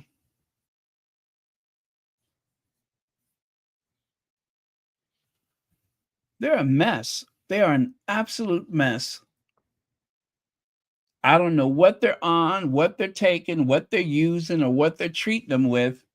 I don't know. But whatever it is, they are barely holding up. And there's Harry and Meghan's loved, sun-kissed, happy, enjoying each other's company just as much today as they did back in, 2016, 2017? Nothing has changed for them. One of the photographers that followed them around, I forgot which one it was, said that their affection for each other, Harry and Meghan's affection, is unchanged. As someone who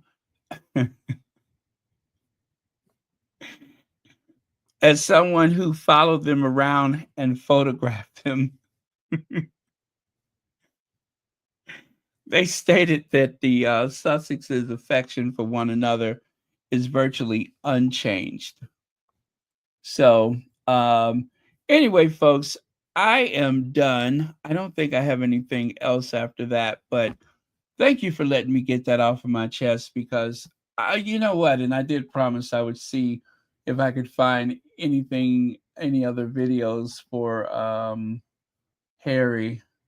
And I'm going to take a look right now and see what I can find. And so far, I don't see anything else.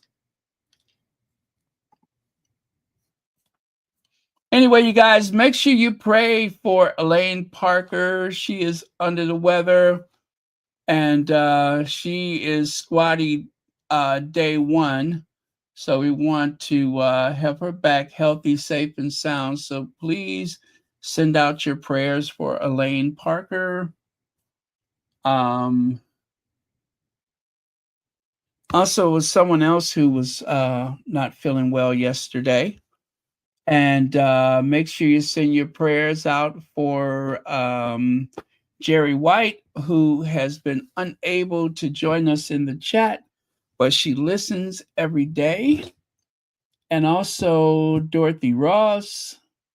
And I know I'm going to miss a whole bunch of people, but you know, all of our faves and usual suspects, make sure you send your prayers out for those that are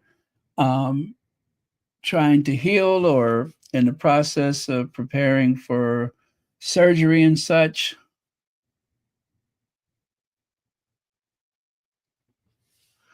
Yeah, Heather Stroud. People Magazine doesn't have pics or videos. They don't have anything. I want to see the shock of the crowd when Harry came out. That is what I want. I want to see the shock of the crowd when Harry came out. And if there's any way that we can see that, I want to see it. I do want to see that. That is a priority for me in the next 24 hours is to try to find that because from what they say, the crowd was in total shock. Prince Harry made a surprise appearance at a venture capital event on Thursday, speaking to the crowd at the Upfront Summit in Los Angeles. The Duke of Sussex began his remarks by acknowledging the crowd's shock. What does that mean? Upfront Summit, crowd shock. I want to see the shock. That's what I want. I want to see the shock. But instead, all I can find is that 27-second video. And I think another one that was 51 seconds, but it was more of the same. I'm looking at someone's, they had a, do you know they had dancers? They had a dance troupe at this event. The Upfront Summit. That's the name of it, is the Upfront Summit. So I'm going to keep an eye out. The Upfront Summit.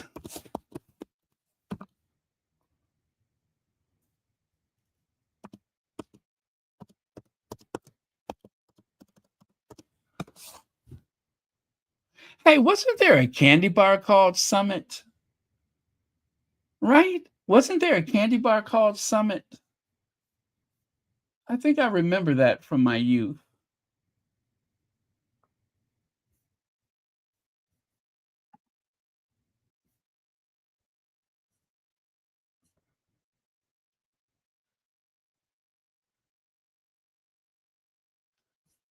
Oh boy.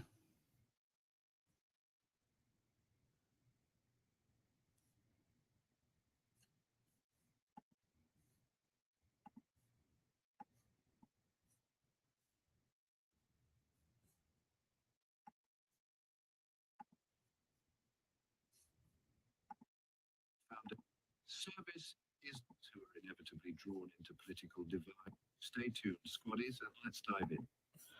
Okay. Yeah. I'm looking, but I don't see anything else. Upfront Summit.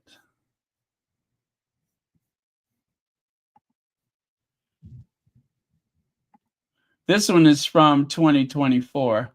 I did find something, but it's from 2024. So I'm guessing this is something that they do every year.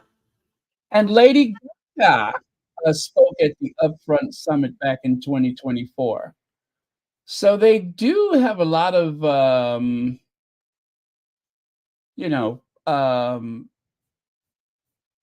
notable people, apparently. And it's all about the venture capital.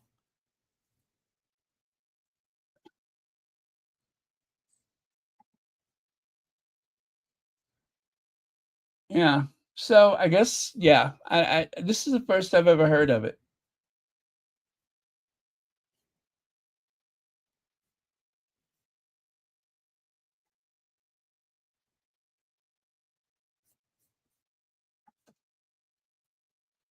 Oh boy. Okay, Lydia Washington, I have something to share with you. I'm going to take a screenshot and send it to you. Yeah, you'll see it when I send it to you.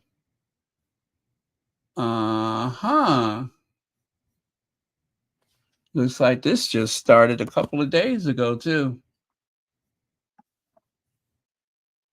Here we go again.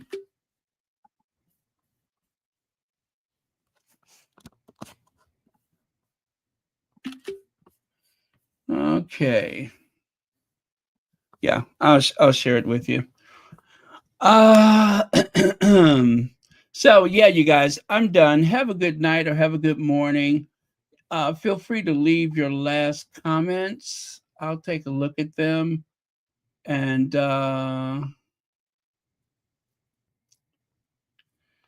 also, you guys, make sure you pray for the lady Sussex mom.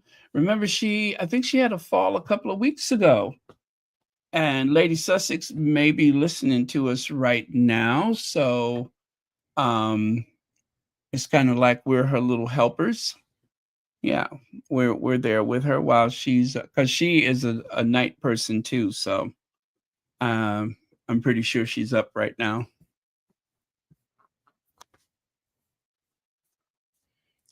So how is everybody? Are you guys taking care of yourselves? Remember to protect your mental health. There is a lot of crazy news right now, and those people in Washington, every day is something else and something else and something else. Remember, we have no control over those kind of things. We can only control things that are close to us, things that are happening close to us. We can care and love our families and such. But those things that are so much bigger than what we can possibly control, you have to just let it go. Seeing what's coming is not going to stop it from happening. You know what I'm saying? And I think that the public just got really burnt out with the cable news networks. A lot of people stopped watching in 2016. That was me. I stopped in 2016 because I felt like they were just stringing us along, and it didn't matter. That monster ended up making it in there. And even when he left office, I still didn't watch. And a lot of people never went back, but some people did. And then a lot of people started getting pulled into it again around election time. But it is so beyond our capabilities, well above our pay grade. So be very brave and and just watch something else or do something else. But please do not let um, those people create hysteria, wreak havoc in your lives. Don't give them the benefit or the satisfaction. It's not fair to you. I don't know how long things are going to be as weird as they are, but as they say, the pendulum swings the other direction, and right now it's going in the other direction. But the good thing is that it will come back, and what's been made wrong will be made right again. And part of their control is to cause panic and despair on a daily basis, so you don't know which way is up, and eventually you become exhausted and you're unable to do anything. That's the goal of those people. So you have to take a big step away from it.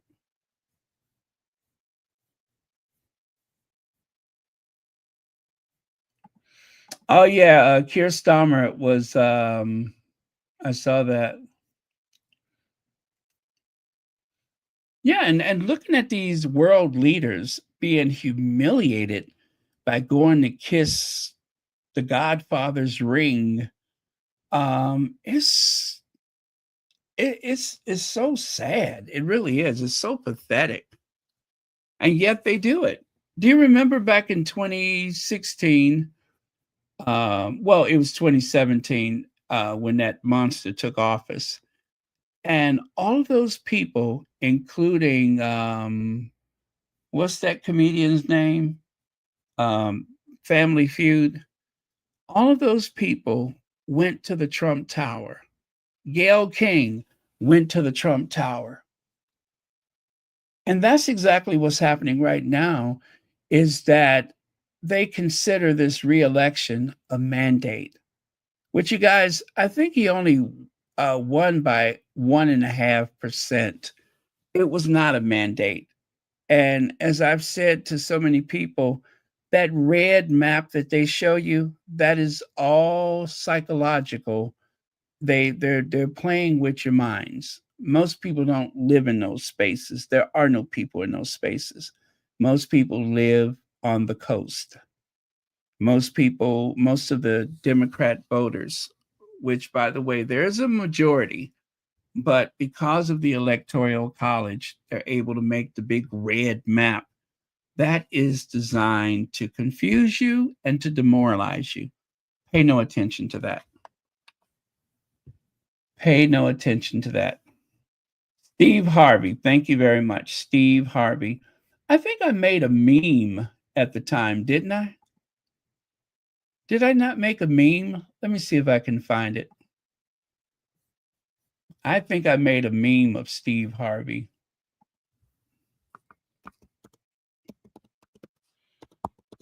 So yeah, you guys, please do not allow these people to destroy your spirit. Do not allow that to happen. Ah, that's it right there. Steve Harvey is the butler. I made that myself.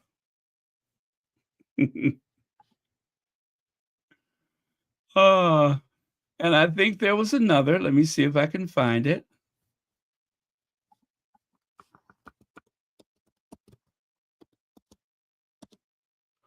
By the way, I am done. So if you just joined us or whatever, we're just shooting the breeze right now.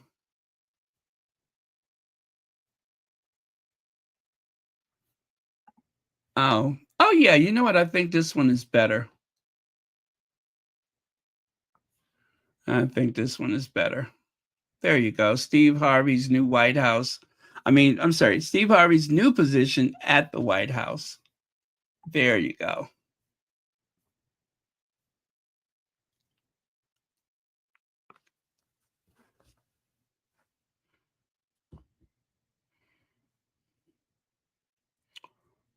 Well, Marshall, I cannot say what's going to happen.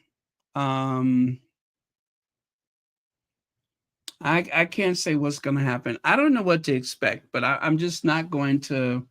I'm not going to let them drag me down. That's the one thing I'm going to avoid, is being consumed by all of this bad news. Now they're going after the post office again. And that is the reason why he's in the White House. You know, after the debate with Kamala, he got exactly what he wanted out of that debate.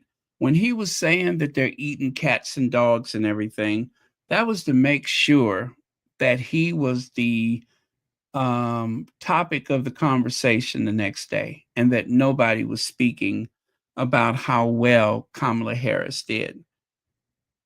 And as a public, and I'm just going to include myself, we fell for it again. We fell for it again. Okay, me personally, I knew it was the okie doke, and I knew exactly what he was doing. But I'm just going to say we, because we all had to suffer the consequences together. And that is having that monster back in the White House. So we have to, oh yeah, Miss Z, that is the nugget right there on the screen. You're right, Miss Z. I did promise that I was going to share something Black history. You're so right. Thank you for the super chat. And you know what? I'm going to do just that. You watch and see. I'm going to do just that. Let me see. I've got to figure out what I'm going to share today, because I got some stuff. You know I do. I got some stuff.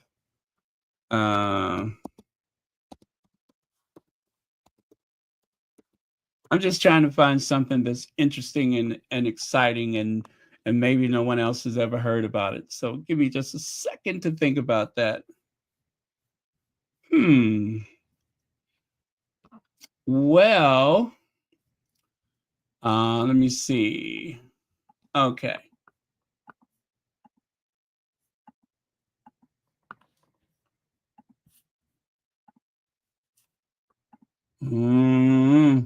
Miss Z, you would remember, wouldn't you? You got me, though. I did promise.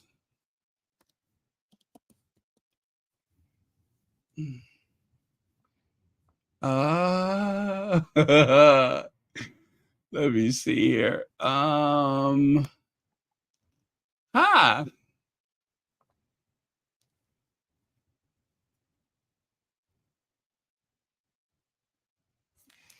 Okay, that's too much like something I've done already. Let me see here. Nah.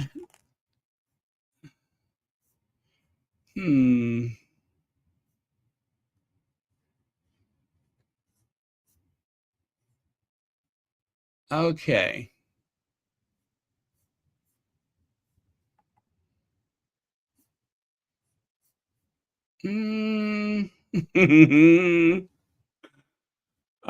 Miss Z.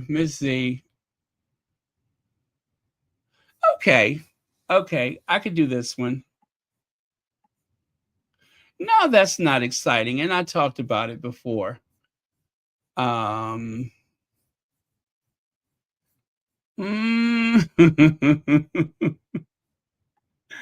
Leg says Sarah Boone, Charles Drew, Alexander Miles. Thank you for the super chat. I don't know who those people are, but let's see what we can do.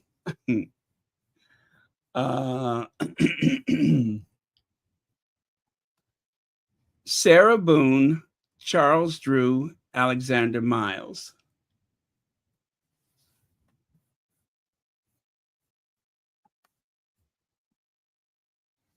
I don't know who those people are.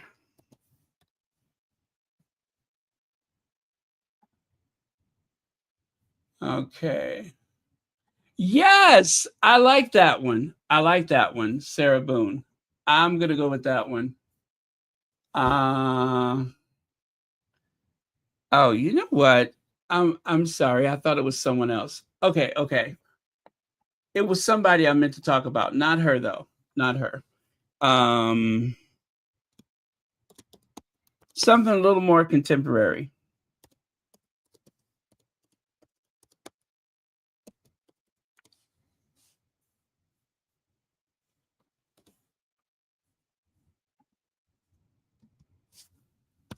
The creator. The creator. Someone who did not get her flowers. Okay. Okay. Let me grab this photo so we'll have something to reference. Uh-huh. All right, I got you. Thank you, Miss Z. I got it. I got it. I got it. I got it.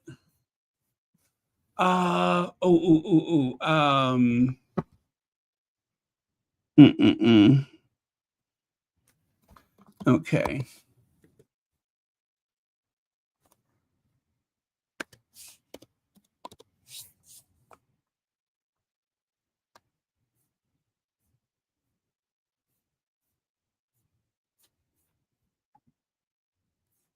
Okay. Okay. Here we go. All right. Share a little Black history, shall we? And this one is, I like this one because she was such a pioneer. Well, I won't say pioneer. That might be going a little bit too far. But she definitely made her mark. Definitely.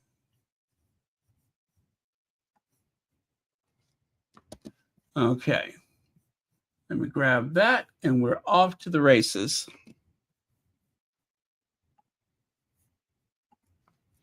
Okay, this is fun. This is fun. Thank you, Miss Z.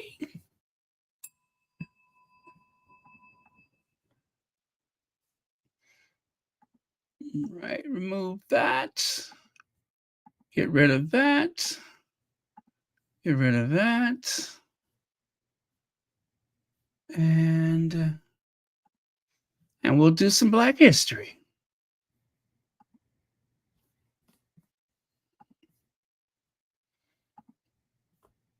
I know something about love. You got to want it bad. If that man's got into your blood, go out and get him. Do if you want him to be the very part of you makes you want to breathe. Here's the thing to do. Tell him that you're always gonna need him. Tell him that you're always gonna love him. Tell him, tell him, tell him, tell him right now. There we go. Okay, that was a little music interlude. I love this woman. I absolutely love this woman. Her name is Zelda Wynne Valdez or Valdez. Anyway, she was born in 1901, June 28th, and she passed away in the year 2001, September the 26th of 2001. She was an American fashion designer and costumer. She created, she is credited with designing the original Playboy waitress costume. But it's not limited to that, I can assure you. Zelda Valdez was born Zelda Christian Barbour in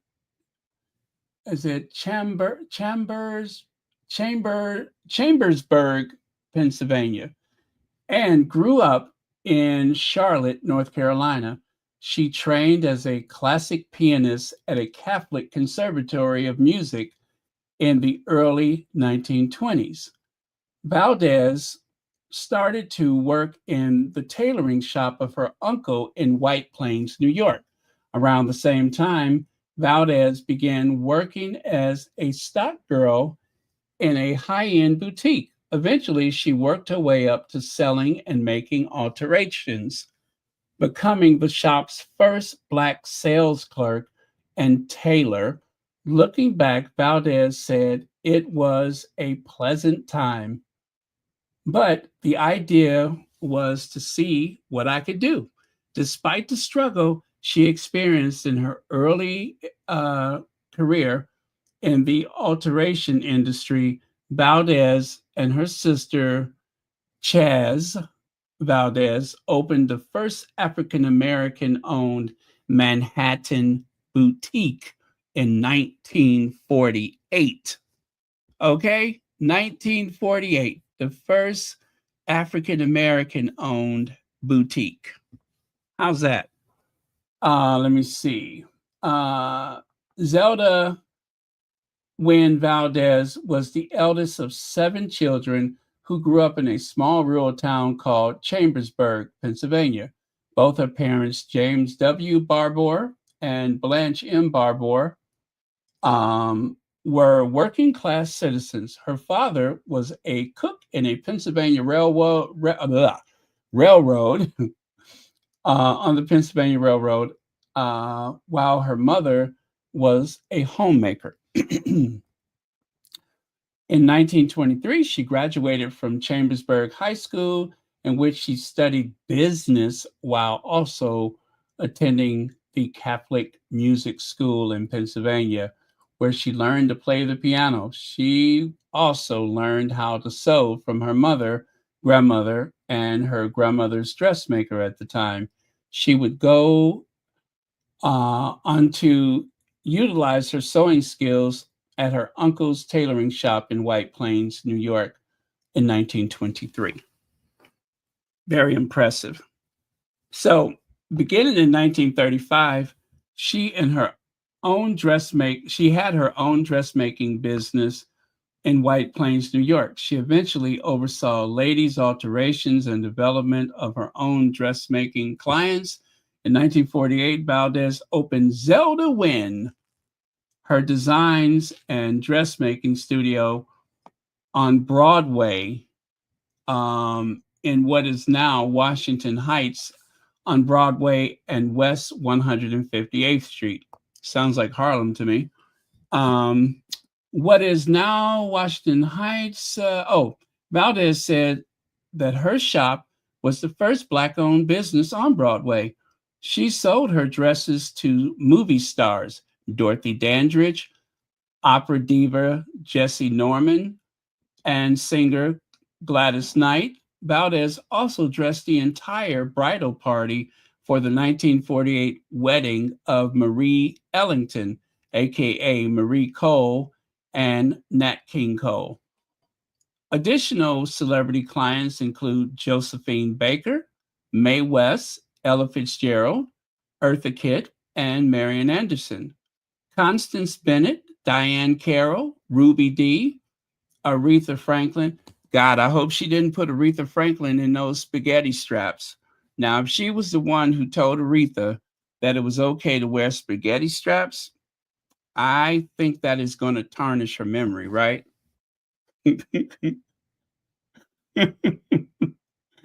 Whoever put Aretha Franklin in spaghetti straps, that was a disservice to humanity. But I don't think she was the one. I hope not. Let me see. Okay, yeah, and Gladys Knight again, it says, her designing relationship with Fitzgerald was mostly long distance. She told the New York Times in 1994 that she only fitted Fitzgerald once in 12 years and did most of her designing from her based on her imagination. Valdez also created a new, sexier image for singer Joyce Bryant, who Life magazine dubbed the Black Marilyn Monroe. When contribution to Bryant's rebranding was integral to the success of her singing career, whereas Bryant was known to wear sweet dresses to accompany her Sweet Songs, Zelda's suggestion to dress Bryant in more form-fitting gowns that complemented her curves helped to establish Bryant as a global talent. Her extensive clientele, coupled with her involvement as president of the National Association of Fashion and Accessory Designers in 1949, boosted her career.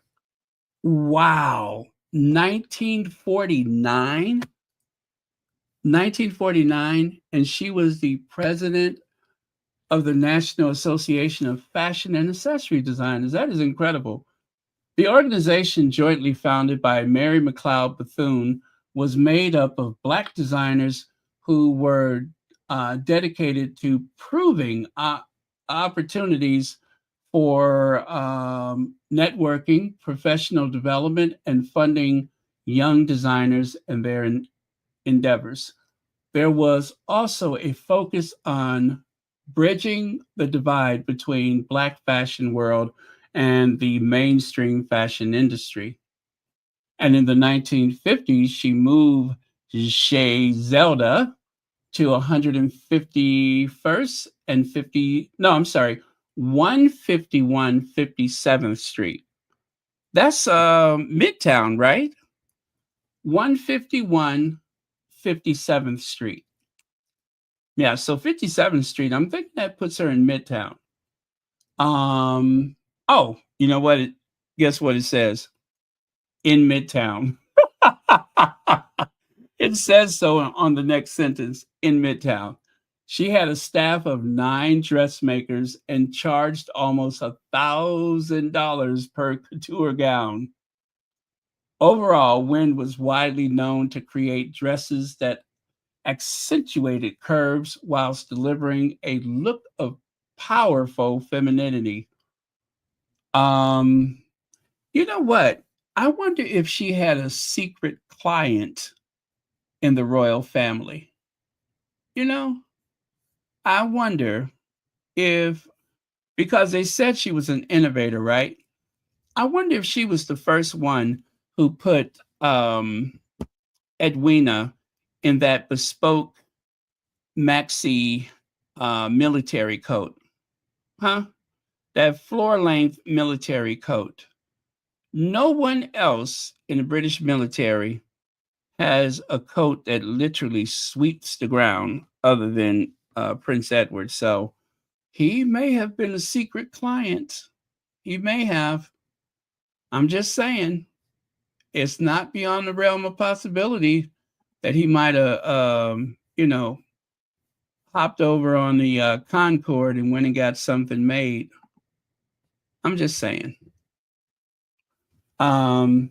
Anyway, where was I at here?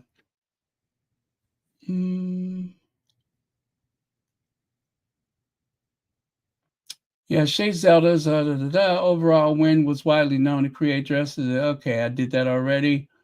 I just had to, where did I leave off? Overall, Wynn was widely known to create dresses that accentuate curves whilst delivering a look of powerful femininity. She famously claimed, "I just had a God-given talent for making people beautiful," in an interview in the New York Times, 1994. Playboy bunny suit. In 2013, since 2013, rumors have suggested the original design of the Playboy bunny costume was by Valdez. However, there exists no evidence to support this. Of course not. This is also contradicted by recounts in much earlier publications, such as A Big Bunny by Joe Goldberg in 1967, and The Bunny Years by Kathleen Lee Scott. Okay, if she didn't do it, who did? Because they didn't name another person, so I say she did it. Activism. Zelda Wynn Valdez was known to consistently contribute to social work and community building. Beginning in the 1960s, she directed the fashion and design workshop of the Youth of Harlem Youth, Opportunities Unlimited, and associated community teams. Valdez taught costume designing skills and facilitated fabric donations to students' workshop. Additionally, she was one of the founders of the National Association of Fashion Accessory Design, an industry group intended to promote Black talent in the fashion industry, so on and so forth, such and such. Her role as communal contributor to the African American Society also extended to her role in the civil rights movement. Wynn's fashion career was inherently connected to civil rights movement, as her success came at a time during racial segregation.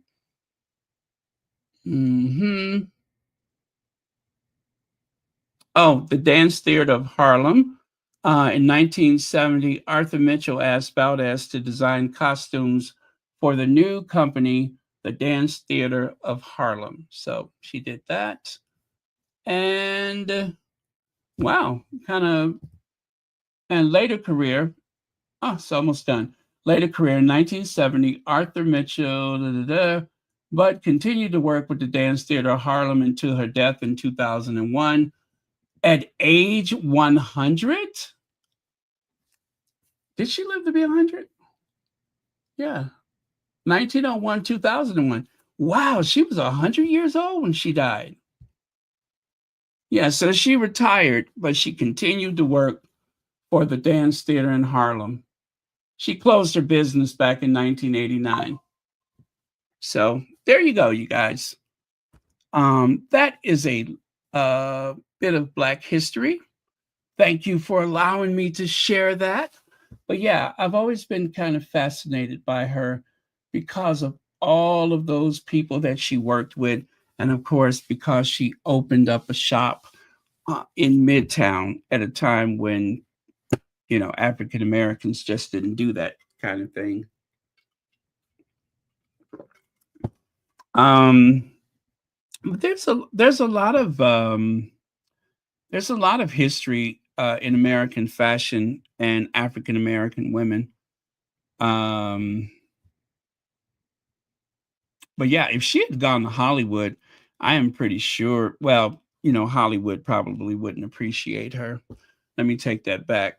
I think at that time they were still stuck on Edith Head and what's his name? Adrian. There was a guy called Adrian, and then there was also Edith Head. Those were the two big designers in Hollywood back in those days. So they probably wouldn't have room for her, but that's okay. She made her mark in New York City. So thank you very much, you guys. Thank you so much for watching Royal Sussex. And thank you for all of the support for the past, since 2001. Since 2001. And how many videos has it been? Something like 2,200, 2,300 videos. And very few of those are shorts, I will say. Very few are shorts. I'm looking at your comments. Where is Edwina and Sophie? Yeah, and where is Robert Jobson? Where is Robert Jobson? Haven't seen him for a while. I haven't seen a lot of those royal reporters. Yeah, I mean, because I just haven't seen them. They haven't popped up as much. And I haven't seen Angela Latrine in ages. Not since she had that falling out with GB News.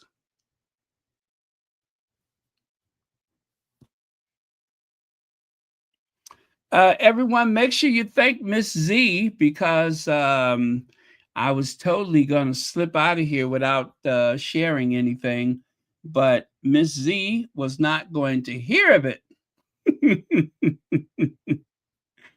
Oh, the Black founder of Chicago, Jean Pointe Baptiste du Sable. He was an a African American fur trader of French Haitian descent. So his mother was African, and his father, they say, was a Frenchman, and he lived a frontier life. One of the big industries, I'm just going to do this off the top of my head. One of the big industries at the time in the United States was being a fur trader. A lot of people from Europe, and in this case, from Haiti, Jean Baptiste Point du Sable, they would trade with Native Americans for beaver pelts and other fur, but mostly beaver. Beaver was very, very valuable. Because they made those black hats with it. I believe those top hats were made from the beaver pelts. And he built a log cabin. He married a native woman, and he built a log cabin right there by what is today the Michigan Avenue Bridge. And he is considered to be the father of the city because at the time, if you know anything about Chicago's history, that area was kind of undesirable because at the time there were the smell of rotten wild onions growing in the Chicago River at the mouth of the river where it met Lake Michigan. And because of that rancid smell, nobody really lived there. The natives kind of stayed away from it. But seeing an opportunity, Jean Point Baptiste de Sabo built a cabin there. And so that is historically where his home base was. And then other people start to settle in the area. And back in the War of 1812, they had the Fort Dearborn Massacre in Chicago. The British and the Americans were fighting. Of course, America was fighting for its independence. And so the British actually made a promise to the Native Americans, if you can drive those American settlers away, we will give you back your land. That's a promise. Signed, Paleface. Well, the Native Americans pretty much slaughtered the American settlers. And the War of 1812, believe it or not, extended as far as the city of Chicago. But now I'm going to have to go to the computer to tell you when. Let me see. Jean Point Baptiste du Sabo. Okay. Let's see.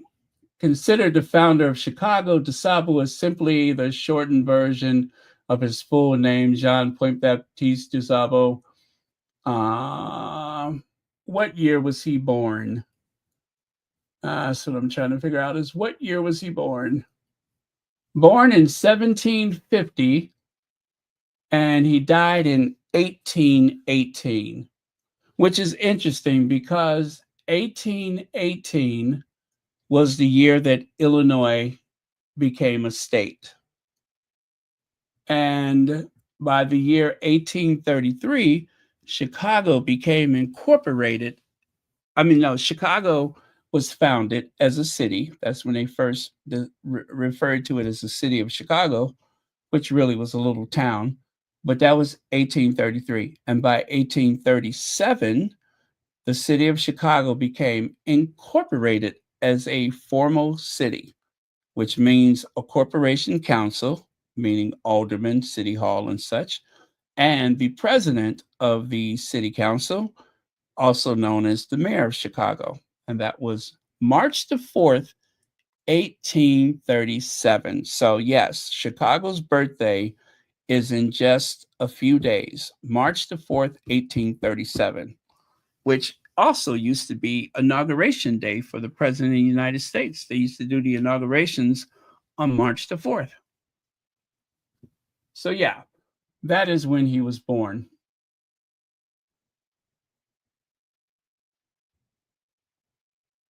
Yeah, so he's considered to be the father of the city. The city of Chicago, founded by a black man.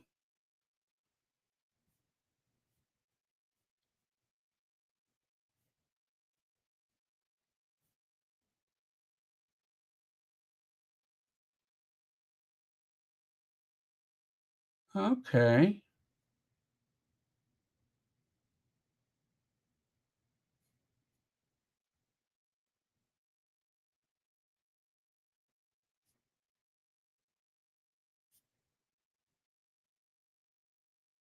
All right. Anything else? Thank you, Miss Z.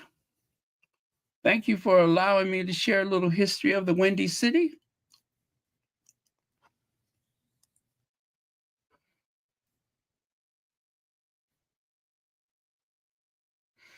Oh, yeah. Oh, I see Legs shared that.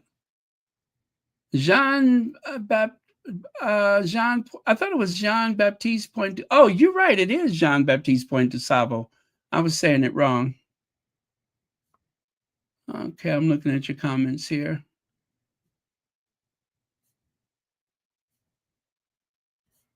Rose Green, good morning to you too.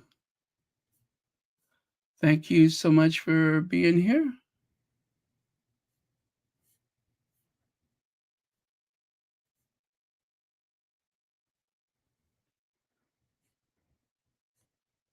Aw, Marshard.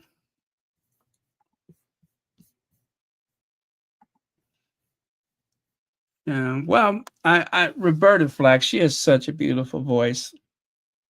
Such a beautiful voice. Am I right that they're going to do like a biopic or something about Hazel Scott?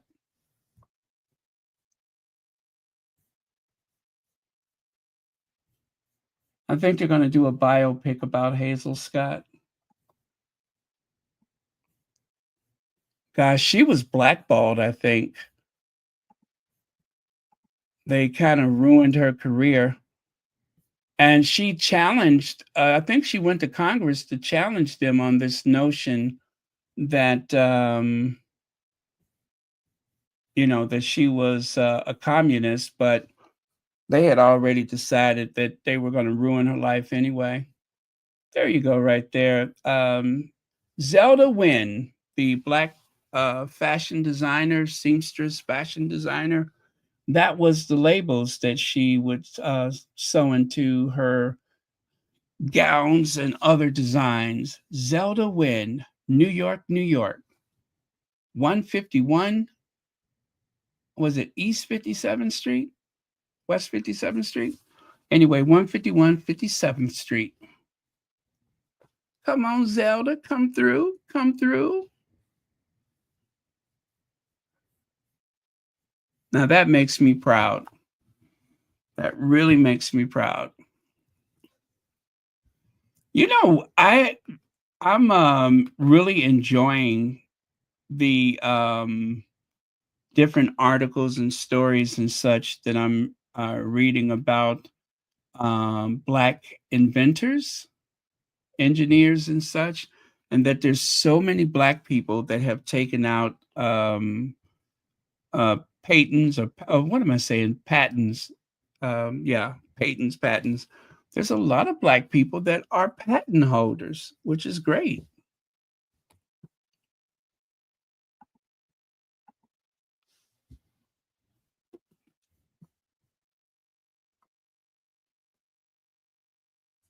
Okay. Yeah, and they always say that Nat King Cole was the first African American to have a TV show, but it was actually Hazel Scott. They said that Hazel Scott's show was only supposed to come on once a week, but because it was so popular that they changed that to 3 days a week. How about that? They changed it to 3 days a week.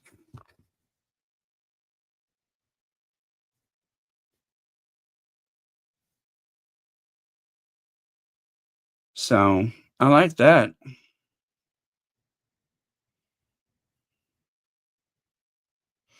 Well, I tell you, I'm gonna try to have something prepared tomorrow where I can have more photos and such. Otherwise, I'm gonna hear from Miss Z. Miss Z is gonna make sure that I'm held accountable. So tomorrow I had better be prepared. As a matter of fact, I should put it together tonight. So that way there will be no doubt that I will be prepared tomorrow to share some Black history. How about that?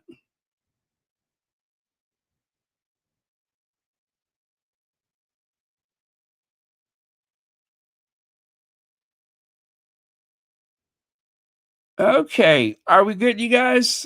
I think we should call it a night.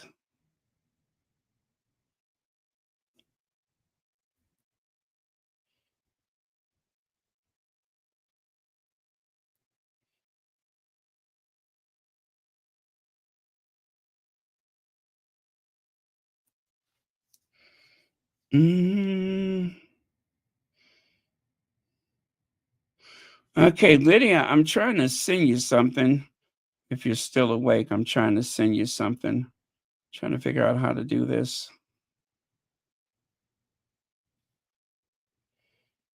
Um,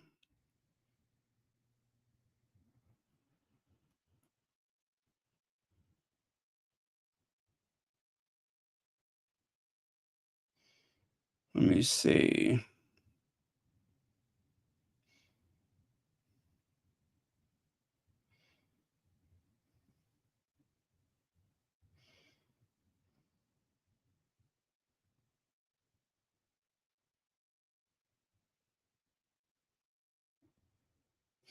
Nope, that's not how I want to do that. Gosh, I don't know how to do this. How do I usually do it? That's a good question. Good night, everyone. Thank you so much for joining us here on Royal Sussex. I am done. You don't have to stay. You complete me.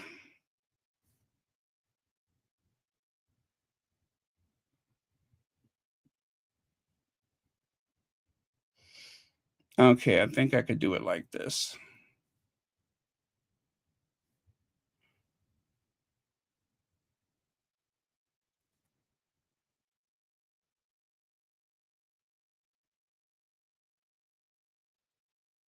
Oh, there we go.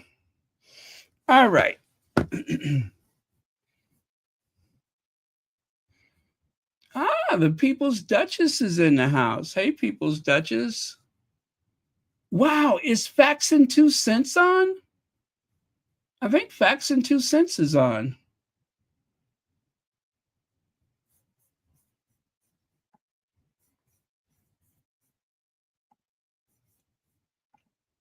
I think let me see. God, I didn't think anybody went on later than me.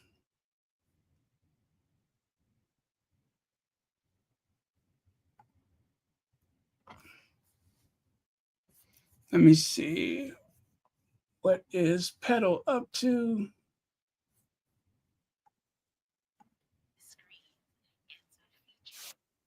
Okay, she's got a video that's like 10 minutes long. So if you guys up, Petal just posted a video 11 minutes ago.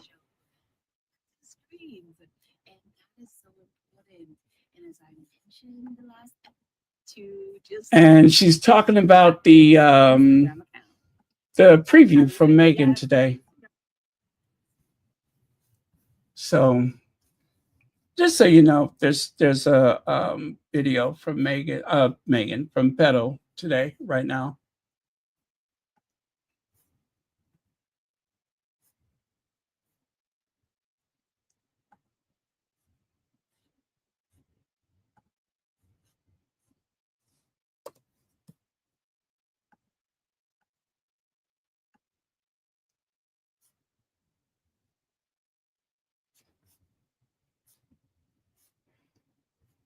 Okay.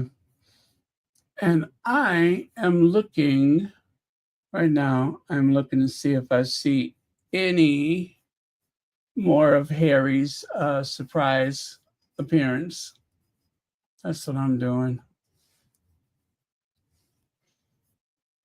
And I don't. And I do not.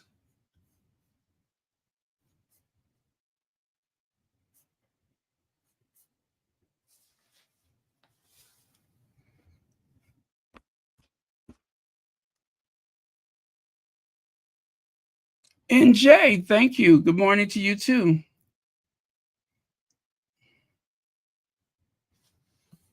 Oh, thank you, Lydia Washington. I will change that right now.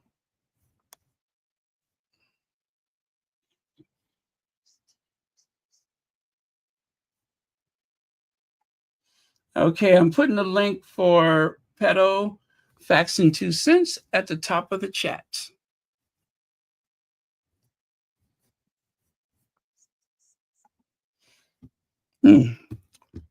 My throat is getting dry.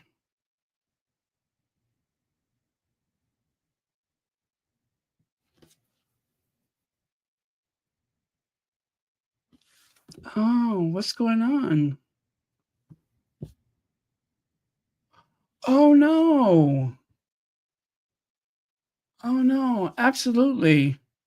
You all please pray for Lady G. She says, I have lost my hubby of 40 plus years. I need your prayers. I'm so lost. God blessing you all. Thank you for sharing that with us. And absolutely, we will send you our prayers. Wow, 40 plus years, that's a long time.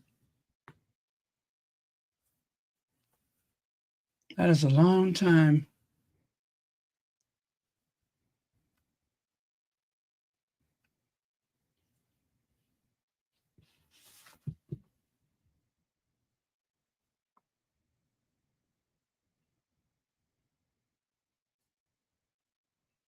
Oh, Sandra says I'm at work and she's going to hang on. All right.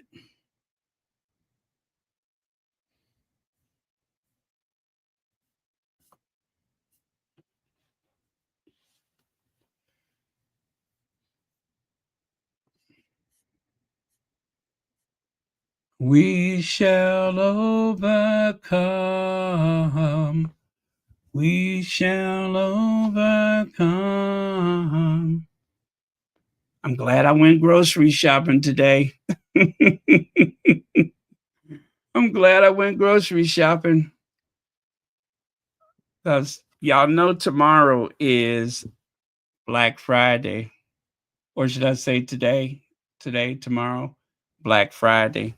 It's Black Friday, y'all. If you know, you know. It's Black Friday.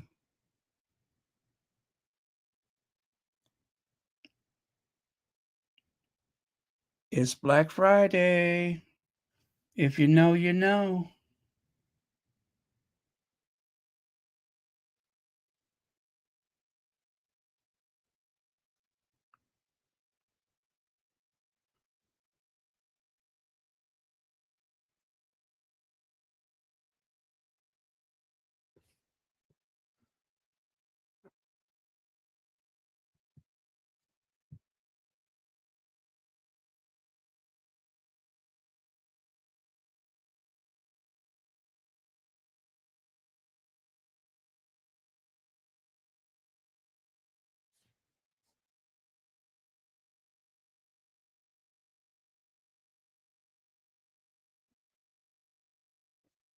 Okay. All right, you guys, I'm going to say goodnight. Love you guys. Thank you very much. And thank you again for the support. And again, make sure you pray for Lady G and her family.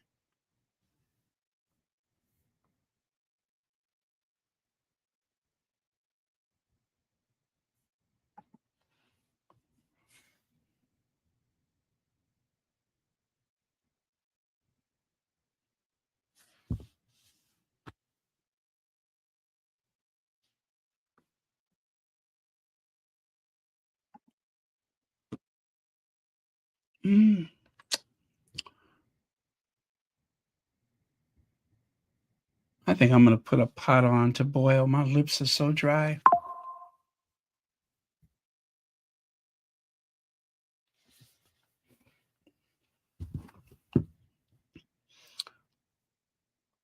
Yes, I know, Lydia Washington, and the same people too. I think it's all in the family. Yeah, I think it's all that same family, that cartel, that social media cartel. I think it's all the same people.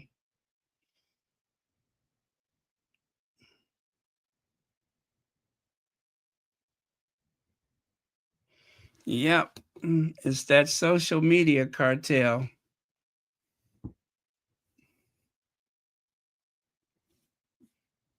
Oh well, um, there really ain't nothing to do about it, I guess.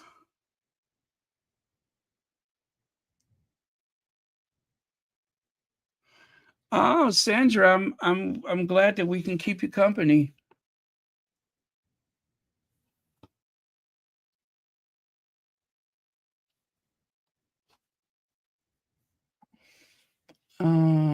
Condolences to you and family. May his soul rest in eternal peace. Praying for you and family that God's comforts and strengthen you and family. Oh, that's beautiful, Olive Perry. Thank you for that.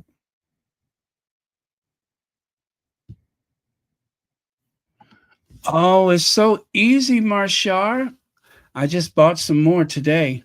It's so easy. If you have a steamer, that's the best way to cook them. As far as I'm concerned, you can fry them, you can steam them, you can, grill them with some oil and, put a little water. And then as the water cooks down, then, start adding some oil so it won't stick to the pan. But they're very easy to make. They're so easy to make and they're so delicious.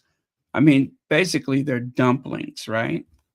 And I steam mine. So you remember those vegetable steamers that you see at the grocery store where you can, a matter of fact, let me grab a picture of one vegetable steamer. Ha, perfect. That's one right there. Um, Before I got a larger steamer, I'm going to show you what I used. And this is a great way to reheat certain food. Although the vegetable steamer does have one little drawback, but anyway, I'll show it to you. And if you have parchment paper, it's good to line whatever you're steaming with. It's good to line it with parchment paper because, it's like a dumpling and they will stick to the pan or whatever surface. But that's it right there. So you can put that in a pot and put just about enough water so that it's not going through the holes in the bottom of the pot, and then just steam it for bring the water to a boil, and then let it steam for about 7 minutes, and it should be done. And they come in so many different flavors. They have vegetable and chicken. They have pork. Um, they have whatever meat. They have the different meats. But you can really, but the vegetable steamer, as you can see, there's a little thing in the middle right there. So that's the only drawback when you're trying to steam stuff with that. But my sister had bought me one of those red Carper pans, those kind of square looking pan, and it came with a steamer. So that's what I use to steam mine. But yeah, any way that you can steam something in a pan, easy peasy. And then get you some dipping sauce, some sweet and sour sauce. Also, they have a great sauce. I think it's like a plum sauce. I love plum sauce, but you have to be careful because it's very salty. So you just need just the slightest little dab of it to bring out the flavor. But I love plum sauce.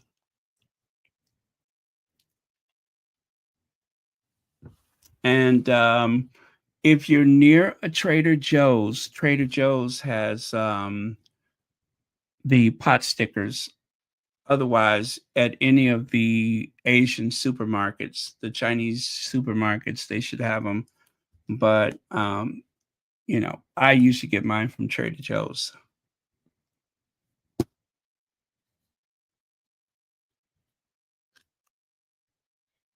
The first time I had the pot stickers was when I went to that famous Chinese restaurant on the north side of Chicago. It's called Farama. It's like up on the second floor. And on Sunday mornings, they would have the dim sum, and they would go around with a cart, right? And you could just ask them for what you want. And, otherwise they start opening up those little covered dishes and they say, do you want shrimp? You want shrimp noodle? You want this? You want that? And you just pick whatever you want.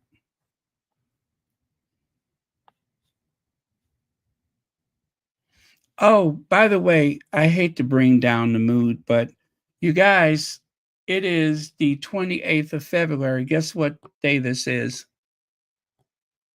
Rent. It's time for y'all to pay rent. Or mortgage. It's time for y'all to pay the mortgage. It's time to pay bills. I guess that's what I'm trying to say. It is time to send them bills out. So do not procrastinate. Get your little money orders, get your checks together, and start sending them bills out. Or they start cutting the lights off or turning off the gas or whatever. Go on ahead, send them people their money. They ain't playing with y'all.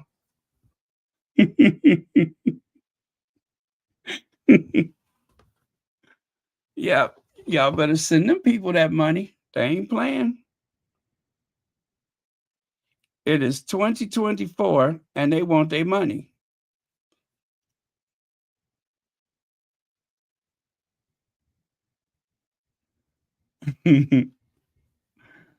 Yep. Better get to stepping.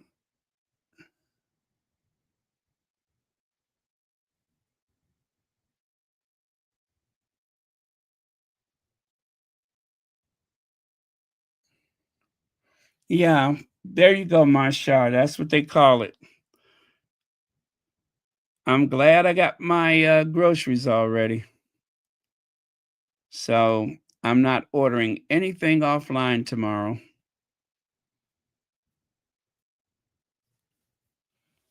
And I'm certainly not going anywhere. So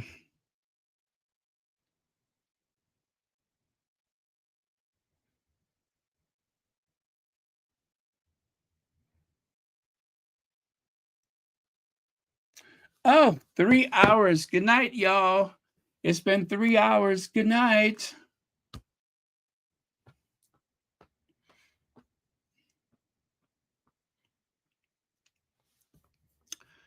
Hello, Connie Bomber. It seems so long to see you back again. How long has it been?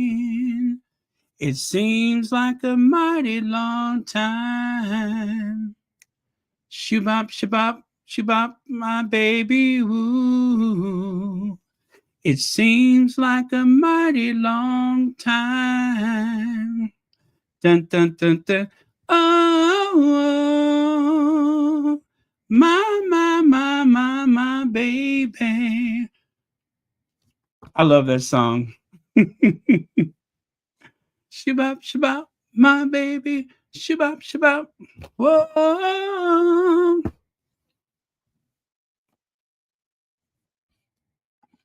Let's see here.